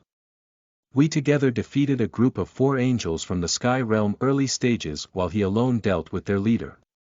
Damn, we are still in the mortal realm. Daisy is incredibly surprised by the power of Lucien, Rose, and the other girls. Still, she can't stop thinking about the happiness of her daughter, who actually looks happier and more excited than ever, which is definitely a positive point to Lucien. She smiles. Tell me everything about your journey until here and about him. My son. Law. Rose hugs her mom tightly again. I will. But now we need to join hubby and our other sister. He already killed those angels. After the angels' heads roll on the ground, Lucien looks at Sophia with a loving expression as he thinks to himself. Why does she look even more beautiful? Sophia thinks something similar. He looks so fucking handsome now, but Sloth is more focused on his horns and wings. Them suits him well. I missed you so much. Sophia smiles and then jumps off her floating pillow while opening her arms to him. Whoosh! Lucien flies towards her and hugs her in the air. I thought about you every day. She holds his face with both hands as she smiles beautifully, so happy to be in her lover's arms again. Then she starts to kiss him while talking to him mentally. I know it because I also thought about you every day. Lucien hugs Sophia tightly as they spin in the air. He thought he understood how much he missed her. But only now, tasting her delicious lips, smelling her flower fragrance, and feeling her skin as soft as cotton, he understands that a big part of him was missing when she was away from him. I know we weren't away for long, but I felt like it was an eternity. Sophia speaks as she kisses Lucien's whole face, leaving the mark of her lips and the smell of her mouth on his forehead, cheek, nose, chin, just as she wants to kiss every part of his whole body. Lucien's hands run over her delicate sexy body while he also wants to touch, smell and kiss every part of her. Now we are together, and we will not be away from each other again. Sophia also caresses Lucien's body while she can't stop kissing him. I waited so long for this. I dreamed with your touch. With your kiss. I so wanted to hear your voice. Tell you about our family. Now you can do that and whatever else you want. I will give you everything you want, my love. Lucien speaks as his mouth seeks her lips again. They are like people who have been in the desert for several weeks without water, and now fresh water for both of them is in each other's mouths. They ignore everything and everyone around as they spin in the air, kissing and touching each other, which makes their siblings and the Sins disconcerting and jealous. Amelia is especially jealous of Sophia. She always felt that there was no room in Lucien's heart to her because Sophia had all his affection, which was not much due to his bad emotional state. And now, after all that has happened, she knows that he loves her, and that is why she wants to be just happy with Sophia's return. Yet, she can see that their relationship is very different from hers to him. Sophia and Lucien seem to be two parts that complement each other perfectly, while she has not yet connected with him in all the ways that she wants. Sister. Amelia hears Donna's loud voice, and before she realizes it, she is already on the ground while her sister kisses and hugs her crazily. Donna, calm down. Amelia tries to get rid of Donna, but she hugs her tightly. Donna was always like that, a crazier version of Eve. Call me Big Sis too, please, sister. Donna speaks as she strokes Amelia's head, ruffling her beautiful white hair. Amelia laughs as she realizes how much she missed Donna. In fact, she misses all his sisters even though their relationship has always been difficult due to their father making their lives so bad. Envy materializes her body on Wrath's side and looks at her with a provocative expression in silence. Wrath's eyes shine with red energy. We shouldn't be meeting too soon. Hey, go easy. Envy raises her hands as she smiles. You came after him, didn't you? I didn't go to your world. Wrath hates Envy's provocative smile and manipulative personality. There was nothing more on that little moon. The plan was for us to split up when we arrived here, but because we found a group of Sloth asked for our help. And well, we were right to stick together because dangerous enemies are coming to this world. Envy nods while looking at Lucien. Okay, I understand. But we must keep together. Now everything is different, and together we are much more powerful than ever. Wrath doesn't understand Envy's words and get upset. I don't like your shitty manipulations. Don't try to confuse our minds and use my host to reach your dirty goals. Envy just smiles at Wrath, who tries to punch her in the face, but then Lust appears between them and takes Wrath's fist. Bam! A wave of force is generated as Wrath's fist hits Lust's palm. The purple energy quickly suppresses the red energy, which shocks Wrath and Sloth to the soul. Lust, the sin considered the weakest and without individual power, could never endure a punch of sin with greater brute force before, even being power levels above her. But now, being a realm below Wrath, Lust easily controls her while smiling confidently. Sister. Sloth ignores her laziness and materializes her body next to Lust while also smiling at her. Incredible. I never doubted your potential. And the boy. Wrath forces her fist forward, trying to overcome Lust at any cost. But Lust quickly stops restraining her and moves to the side, causing Wrath to lose her balance and have to re-materialize her body so she doesn't fall flat on her face. Damn. How is this possible? I feel your aura, you are still in the mortal realm. Wrath grits her teeth as confusion causes her a headache. Sloth points to Lucien. It's him, the boy. He and his sisters are different from all the hosts we've ever had. He is not just a host, but my husband. The only one I will have until the end of my existence. Lust speaks with a proud expression. Our husband. Envy smiles provocatively.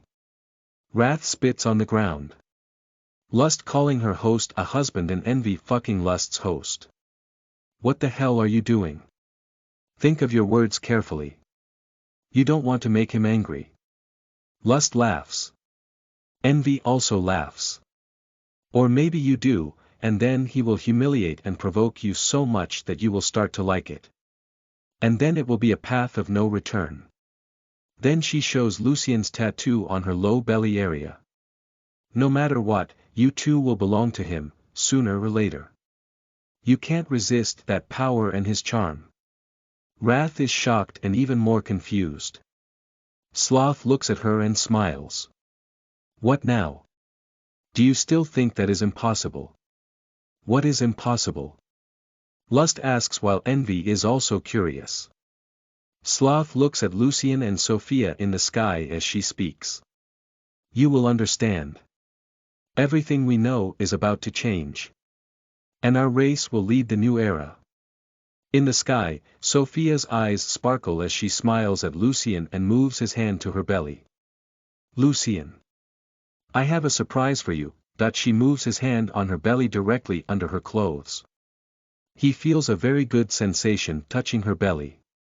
It seems that familiar sensation that he felt before is even closer now. More evident. This is real, right? Lucien makes a delighted expression while his eyes also sparkle. Yes. Tears of happiness run down from Sophia's eyes.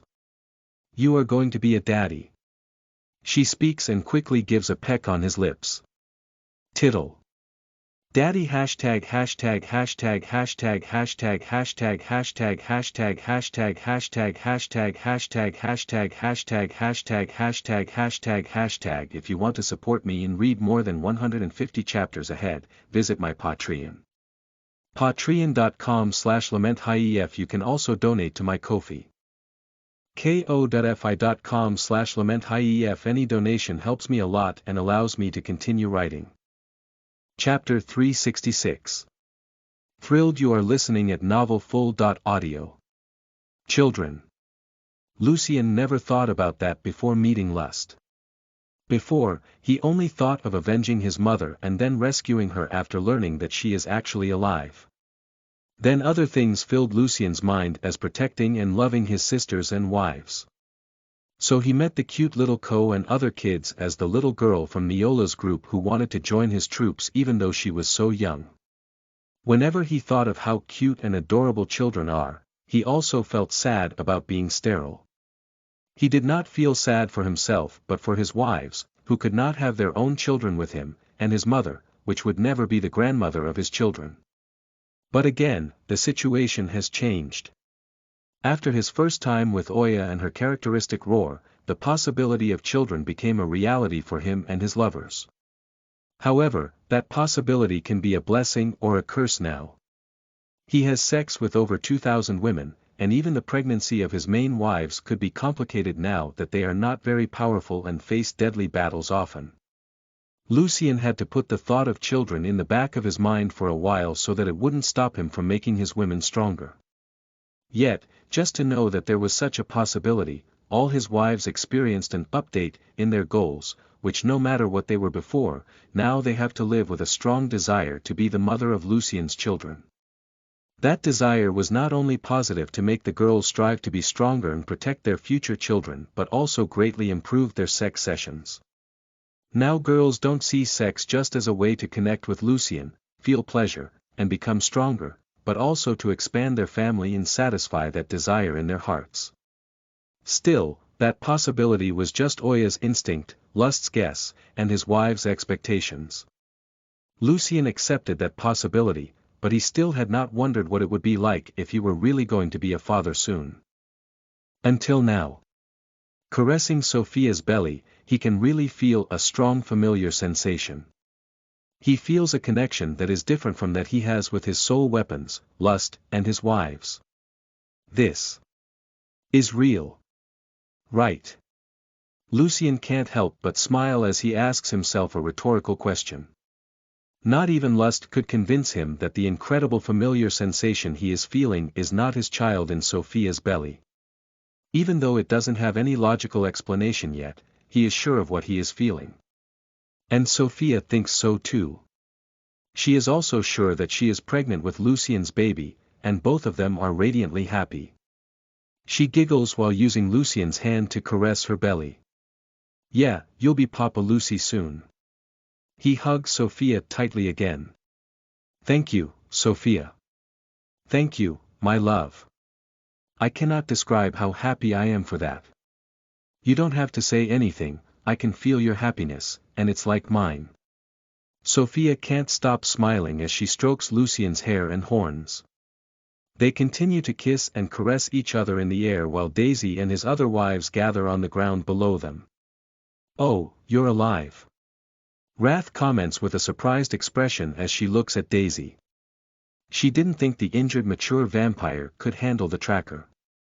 Daisy looks at Lucien and Sophia in the sky with a thoughtful expression. "Lucien. He saved me. It looks like my little brother eventually grew up to be a man." Donna laughs while resting her arm on Amelia's shoulder. "You have no idea." Cassidy comments. "She and Mia followed Lucien to help him, but he killed that angel very quickly, and she and the other women who followed him were silent so as not to disturb that family reunion. But now, all his wives can feel how thrilled Lucien is, and as they can see him stroking Sophia's belly in the sky, they can't help but be expectant." "Who are you?" "Friends of my brother." Donna asks. "His wives." Amelia responds. "Wives." Donna is surprised by the number of women who are supposed to be wives of her little brother. Wrath shakes her head. It still doesn't make sense for Lust and the boy to be so strong. And getting his sister, another host, pregnant. Does that make sense? Sloth smiles with an expectant expression. Since she met Lucien, she knew things would be different this time because he would make everything different. So is it true? Is Sophia really pregnant? Angela asks while she can't contain her smile, just like Lucien's other wives. Sloth floats close to Lucien's wives while analyzing their bodies. "Yes, she is. But I believe that a barrier of royal dragon babies prevents us from feeling the child. Yet, Sophia has an incredible life affinity, and due to the boost of my sin and the blood rose, she can feel the baby's aura. Could she know if we are pregnant too?" Arya asks. "You." Sloth makes a thoughtful expression while she cannot feel any additional life inside the body of Lucien's wives, just as she cannot feel Sophia's baby. Angela takes Oya's hand, in demi-human form, and smiles at Sloth. "Oya has mystical instincts as a moon tiger, and that's why we believe we can be pregnant with Lucien's children too." "I see. A moon tiger." Sloth approaches Oya. "I have never seen a moon tiger in human form, but I think this is due to this massive amount of the demonic energy of envy in your body." Oya doesn't know what to say. She understands that Sloth is not her enemy, but she doesn't know if she and the other new women will become Lucien's wives too. Well, she is already used to all beautiful women becoming his wives or troops at least. While analyzing Oya's body, Sloth makes a shocked expression when she realizes that envy's energy is not inside the mama tigresses in its original form but mixed with the energy of Lust, or rather, Lucien. She quickly looks at Lust. "How is this possible?" Lust smiles at Sloth. "There is a lot to explain. But yes, this is possible thanks to Lucien. This will be our future, the way that our race will be much stronger than all others with our family leading our people." Wrath and Donna get more and more confused, let alone Daisy. But Envy smiles as Sloth is really expectant. Then Sloth looks at Oya again. "You roared at the moon when?" "Well, you know." Oya nods, and Angela quickly compliments. "It was an incredible roar that echoed through the sky, and even the moon seemed to shine brighter." Then there is no doubt. Sloth smiles. Donkeys are those who do not respect ancient traditions and don't believe in the instincts of such an incredible creature as the moon tigers. Lust materializes her body next to Sloth. Yet, we will need Sophia to check which others of his women are pregnant. You know, the numbers are significant. How many exactly? Donna asks with a curious expression. We have an army of women. Lust replies. Pfft, Donna laughs sarcastically. For real. Are you talking about little Lucy satisfying an army of women? Lucien's wives shake their heads as they feel sorry for Donna not knowing the real Lucien. Well, at least she will not try to have him just for her as Amelia wanted before she started to like them. Sloth smiles at Lust with a friendly expression. I always knew that one day you would shine more than us. I always believed in your potential. Lust makes a loving and proud expression. It's not about me, but him. He did me better than I could ever be alone or with anyone else. This is not entirely true, Lucien speaks as he descends from the sky with Sophia in his arms. Then he smiles lovingly at Lust and his other wives. This is an equal partnership between my lovers and me. Little Lucy. Donna ignores that strange conversation and hugs Lucien with Sophia. I missed you, brat. Due to Donna hugging really tight, making Lucien's bones make some sounds, Sophia takes a step back and lets them embrace themselves alone. Being to his side is enough for her to feel like the happiest woman in the universe. Sister.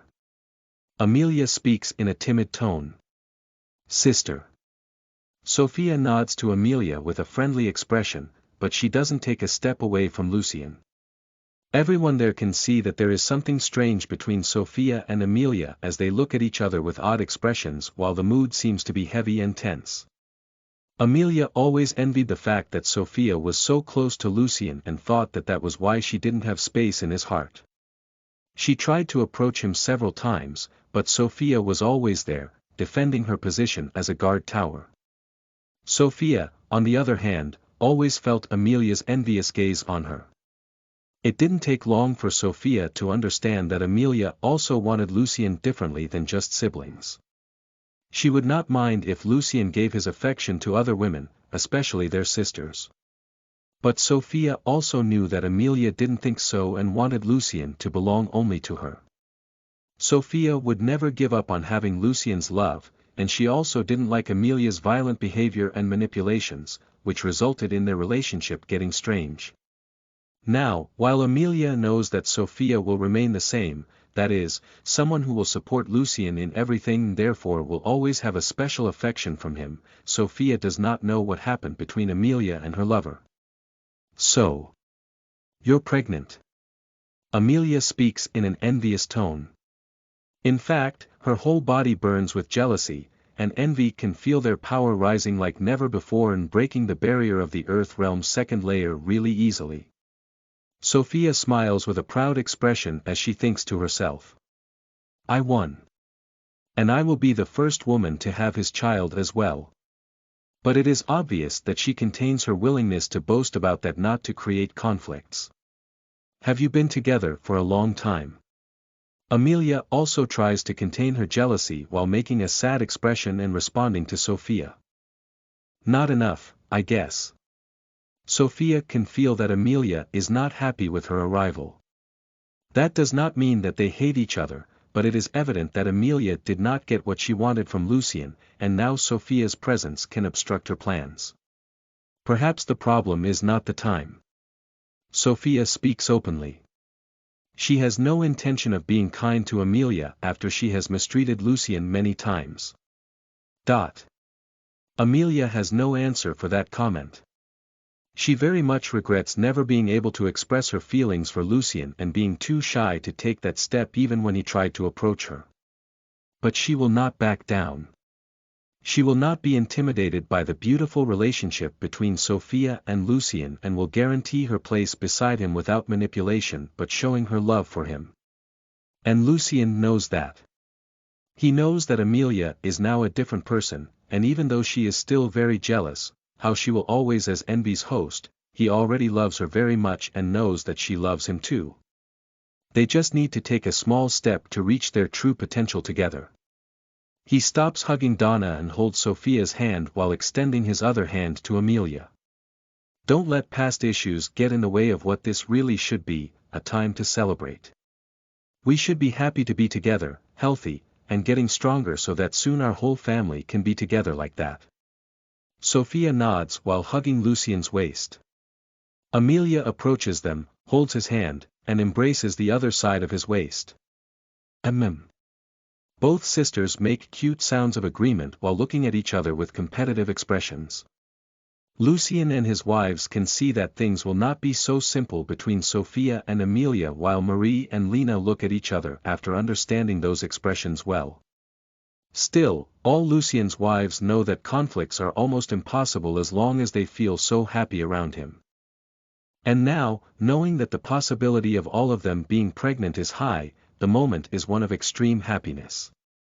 Hashtag hashtag hashtag hashtag hashtag hashtag hashtag hashtag hashtag hashtag hashtag hashtag hashtag hashtag hashtag hashtag hashtag hashtag. If you want to support me and read more than 150 chapters ahead, visit my Patreon.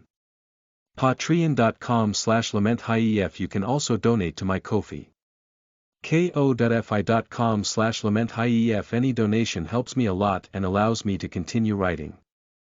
Chapter 367. Good Devil, Bad Brother. You are listening at novelfull.audio. Ha ha ha ha.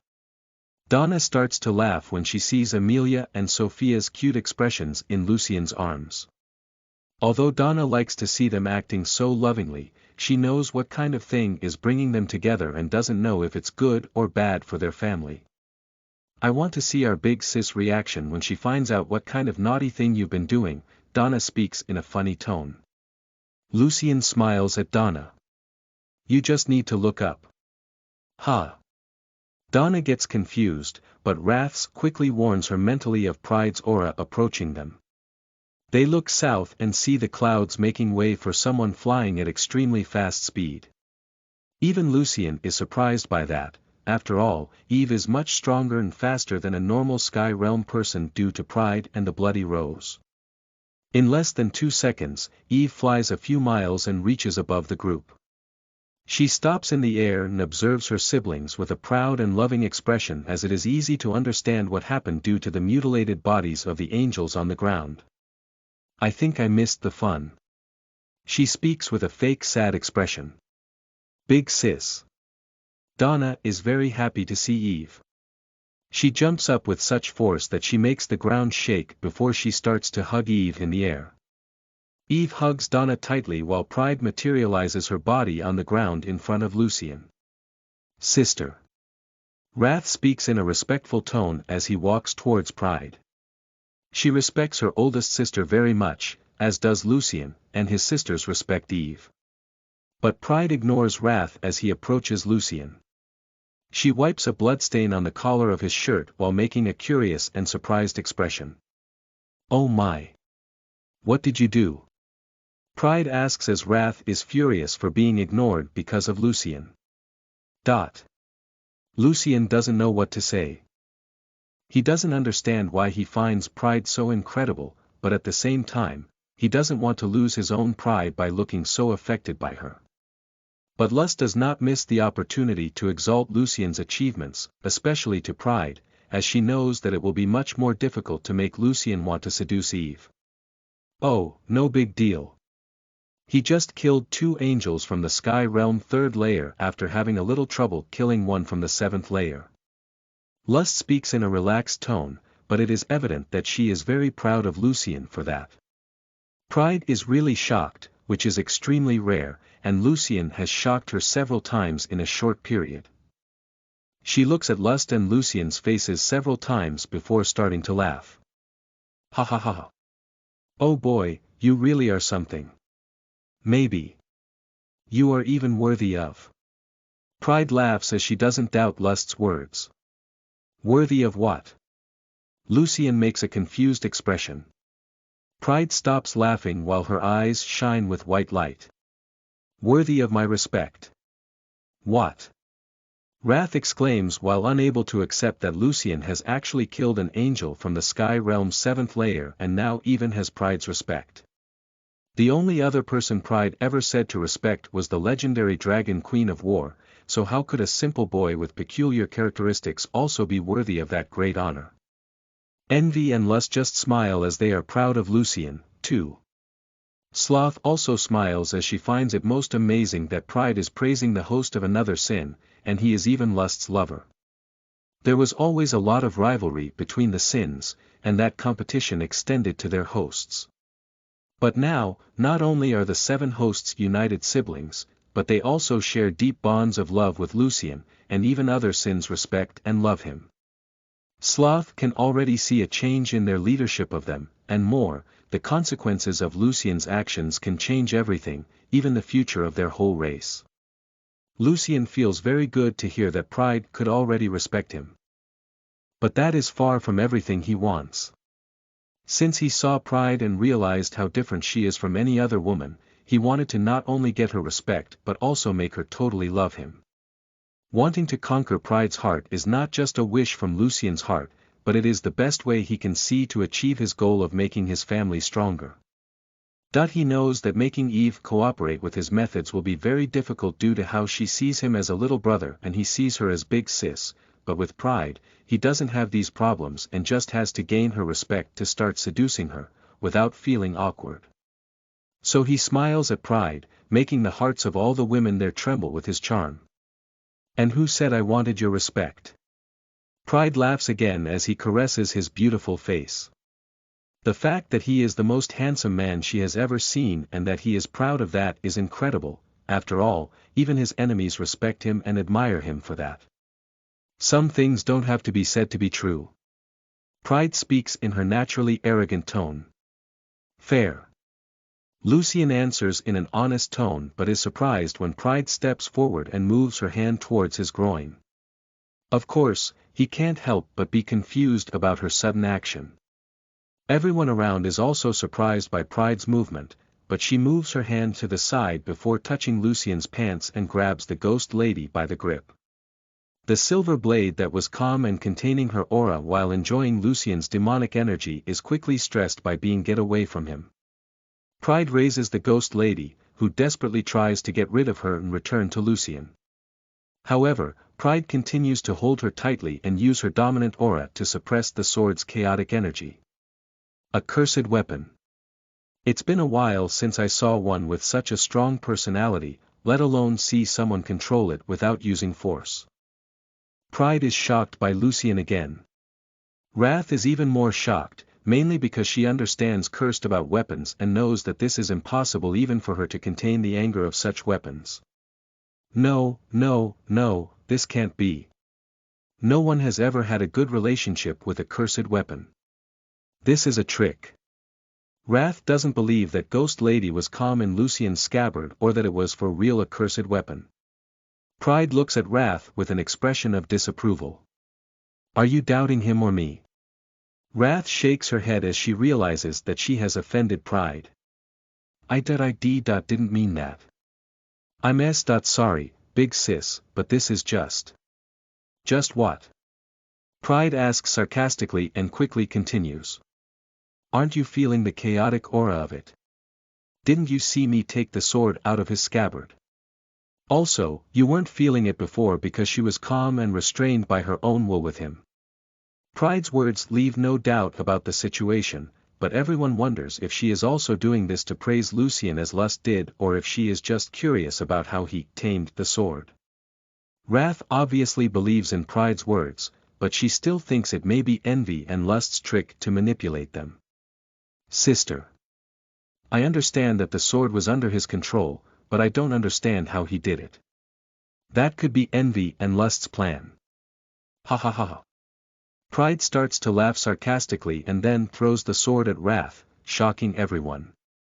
The ghost lady spins in the air under the incredible strength of Pride, but less than a meter from hitting Wrath's face, the sword regains control and flies eagerly towards Lucien, ignoring her desire to destroy everything around to receive his pleasant energy again. Lucien quickly reaches forward, and the ghost lady turns to land her grip on his palm.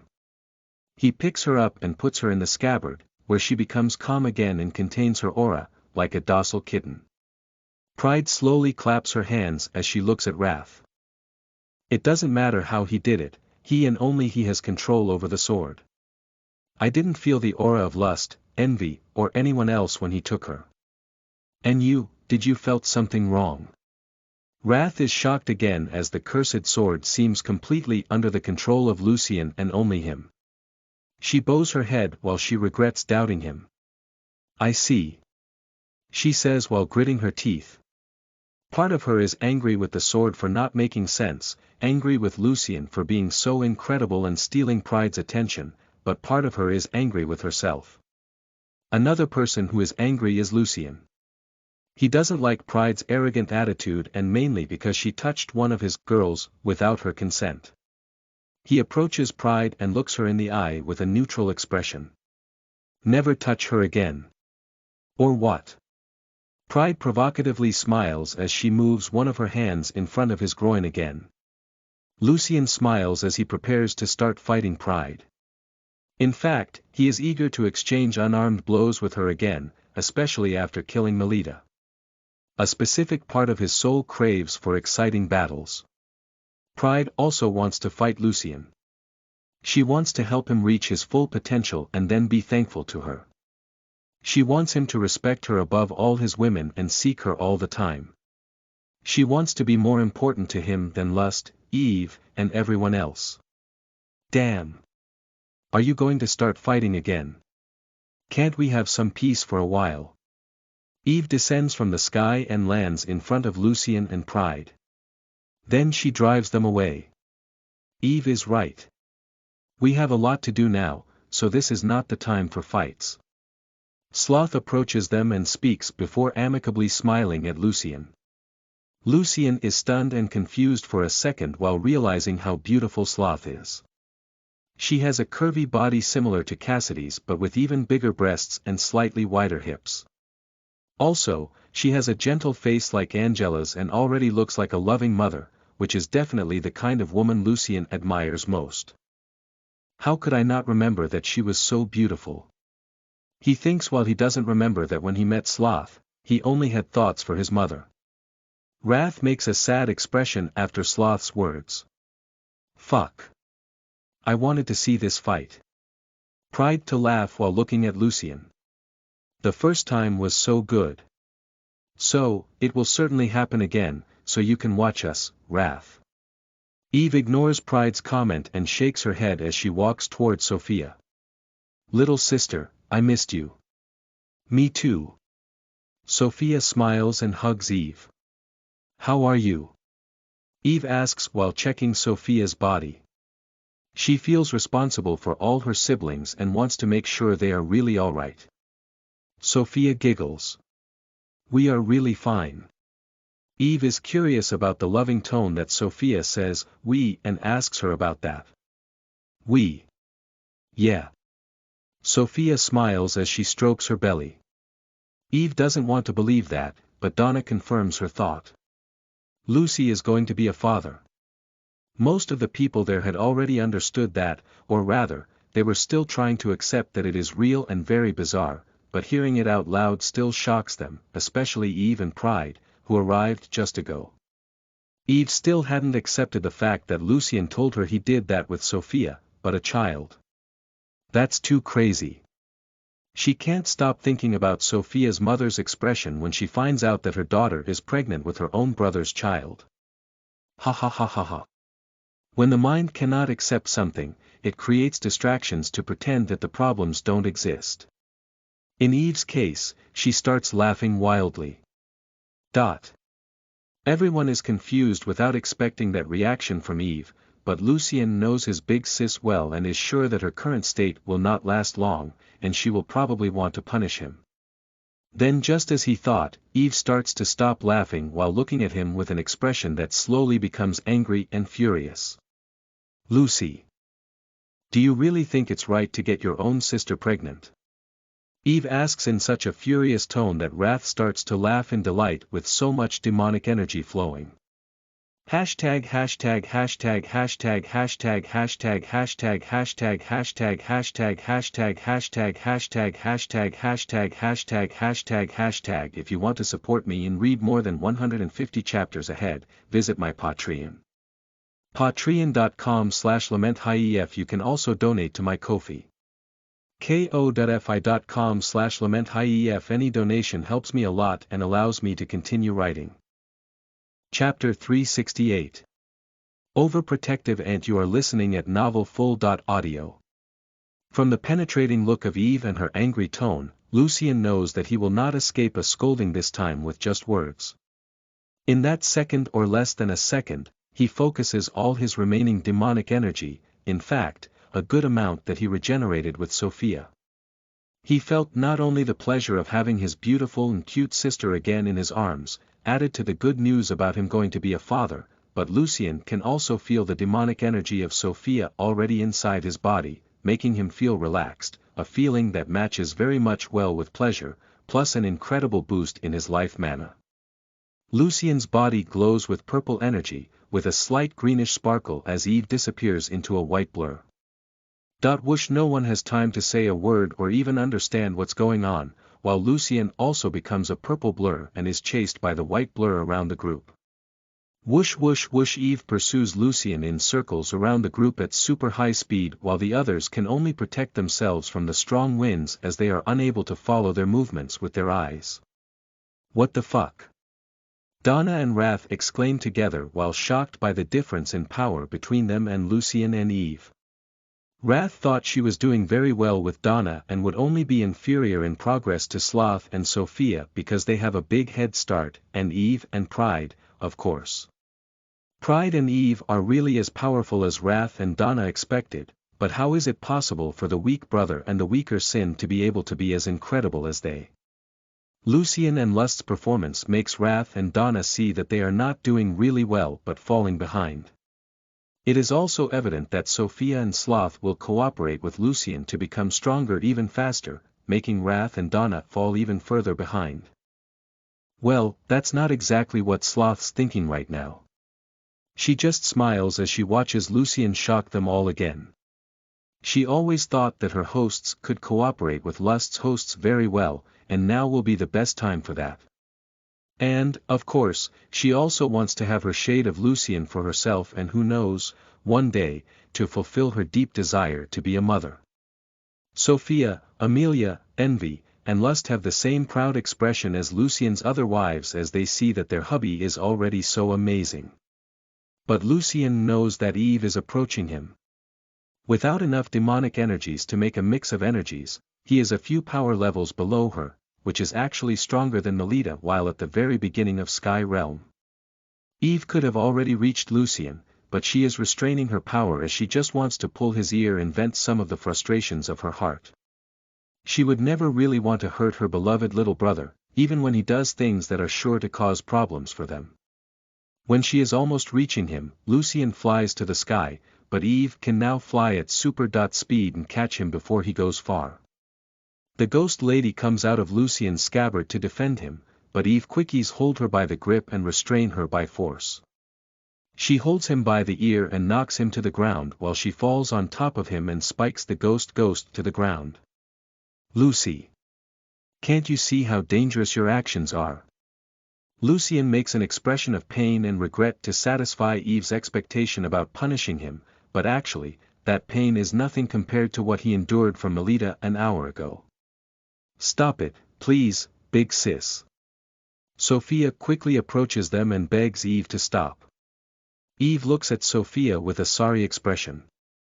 I understand that you always wanted his affection, but this.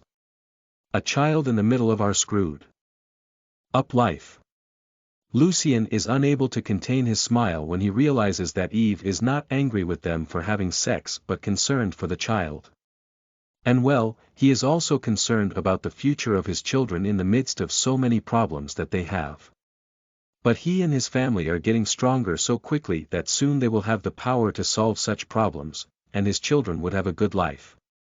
Pride's eyes shine with expectation. Think about it, Eve. Our hosts and we have never been able to have children before because our demonic energy is so chaotic and powerful.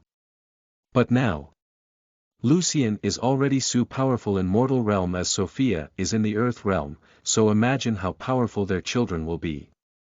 Eve's expression gets even more furious as she looks at Pride.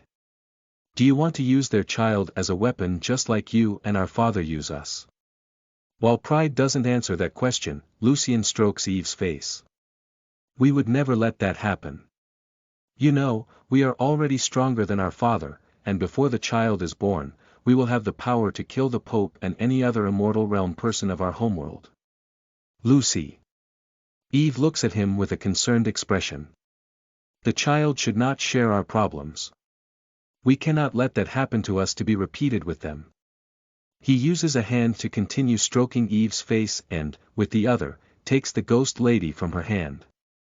You and everyone here can see our potential. The child will have parents who love each other and will love them very much, as they will have many aunts who will also love them and an army of powerful women to protect them as well. Lucian's words make Sophia and his other wives imagine a beautiful future where they will not fear anything, and they will not have to fight like that and can just enjoy a peaceful life alongside their hubby and children. The Sins know that things will not be so simple, mainly because of the bloody rose. However, losing hope will not help, and Eve wants to believe that they really have the possibility of a good future. While everyone is silent, Sloth profoundly sighs. We know almost nothing about the child yet, but it is very likely that they have characteristics of royal dragons, meaning they can take several, dozens, or even hundreds of years to be born. Everyone pays attention to Sloth's words because even Pride respects her great knowledge. So she continues. If more of Lucian's women are actually pregnant, which is very unlikely, a mix of energies with Sophia's demonic energy in life mana could be used by Lucian to help the babies develop faster, but that couldn't shorten that time for less than several years. Are you sure about that? Eve asks as Lucian's wives look concerned. They certainly don't want to wait several years to have their babies. Sloth slowly shakes her head with an honest shake. No. Everything is theoretical when it comes to this issue. What we are doing here. What Lucian is doing is unprecedented, and that will change everything that everyone has ever known. Such concerns as the safety of the children are important, but that is not even close to changing the whole universe. Fuck the universe. Eve shouts. No one is going to use my nephews to any shit. Not while they have such an overprotective aunt. Lucian smiles. However, Eve doesn't smile but makes a severe expression as she pulls his ear again. Damn, Lucy. These children will be born with so many problems and will be the target of many enemies because you couldn't keep your cock away from your sister's pussy. Lucian quickly turns their bodies and gets on top of Eve while making a serious expression. As long as any of my sisters want my cock, they will have it as well as my love, and that is why we will be much stronger quickly so that these children have all possible protection, and it doesn't matter if the whole universe comes after us, we will kill them all until there no remains a single enemy alive anywhere. But Eve sure agrees with Lucian's plan, but she still wants to complain about his methods. Still, he seals her lips with his finger. I appreciate very much that you already wanted to take care of this child as you took good care of us all this time. But now is not the time to freak out about something that is still a long time away.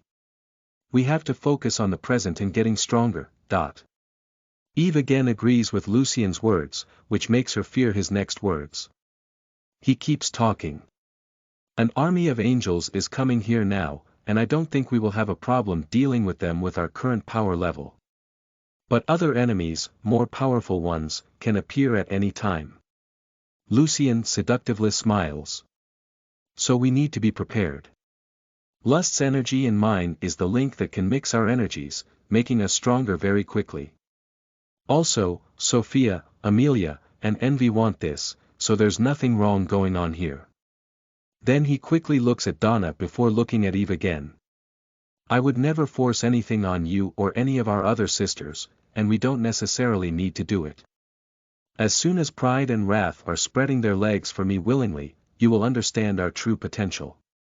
While wrath makes an angry expression, pride starts to laugh. You shouldn't overestimate your capabilities. I don't do it. Lucien smiles confidently at pride, which slightly moves her proud heart. He looks at Eve again, expecting a good reaction from her, but he is confused to see that she is gazing at him with a timid expression while her face is very flushed with embarrassment and angriness. Look at your hands, stupid brother. Eve exclaims as she moves her fist towards Lucien's face. Lucien only now realizes that he had his hand over one of Eve's breasts while talking. He knows he won't be able to avoid that punch, so he squeezes her extremely soft and perfect breast while accepting the blow. In an embarrassing state that Eve didn't know she could have, she hits Lucien with moderate force, breaking his already weakened defenses by the lack of demonic energy and throwing him back several meters. Under Sophia's quick thinking, her floating pillow flies behind Lucien and catches him in the air. He falls down on the pillow while looking at his hand and thinks about how incredibly pleasant it was to touch the breast of his beloved big sis. Ha ha ha ha ha. Donna starts laughing out loud as she finds everything very crazy. You asked for it, Lucy. While Lucien enjoys the scent of Sophia lying on her fluffy floating pillow, Eve quickly gets up from the ground as she regains her calm. She looks at Sophia with a sorry expression. I'm sorry. I freaked out a little. Just a little bit. Sophia giggles and then hugs Eve again. Don't worry, I know you're just concerned for the safety of our family. Also, I know that we don't help you while we're doing things that siblings shouldn't be doing. Who said we shouldn't do it? Amelia asks sarcastically.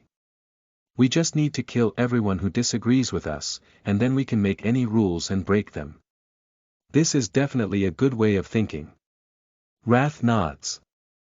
Sloth smiles while finding the future possibilities very exciting, but she understands that Lucien will have a really tough challenge to convince everyone of the best way to make that works. Lucien's wives are silent as they realize how complicated his sisters are. In fact, their whole situation is very crazy, so it is normal for some of them to freak out sometimes. They just don't freak out because they allow Lucien to calm them down with his love whenever possible, and of course, they totally trust him and know that no matter what challenges come to them, he will always solve everything. Daisy, on the other hand, lacks Lucien's support and is currently freaking out with everything she is seeing and hearing. Are these really the 7 great demons? The deadly sins? Is this boy leading them? How the hell is that possible? Hashtag hashtag hashtag hashtag hashtag hashtag hashtag hashtag hashtag hashtag hashtag hashtag hashtag hashtag hashtag hashtag hashtag hashtag. If you want to support me and read more than 150 chapters ahead, visit my Patreon. Patreon.com/LamentHighEF. You can also donate to my Ko-fi. ko.fi.com/LamentHighEF. Any donation helps me a lot and allows me to continue writing.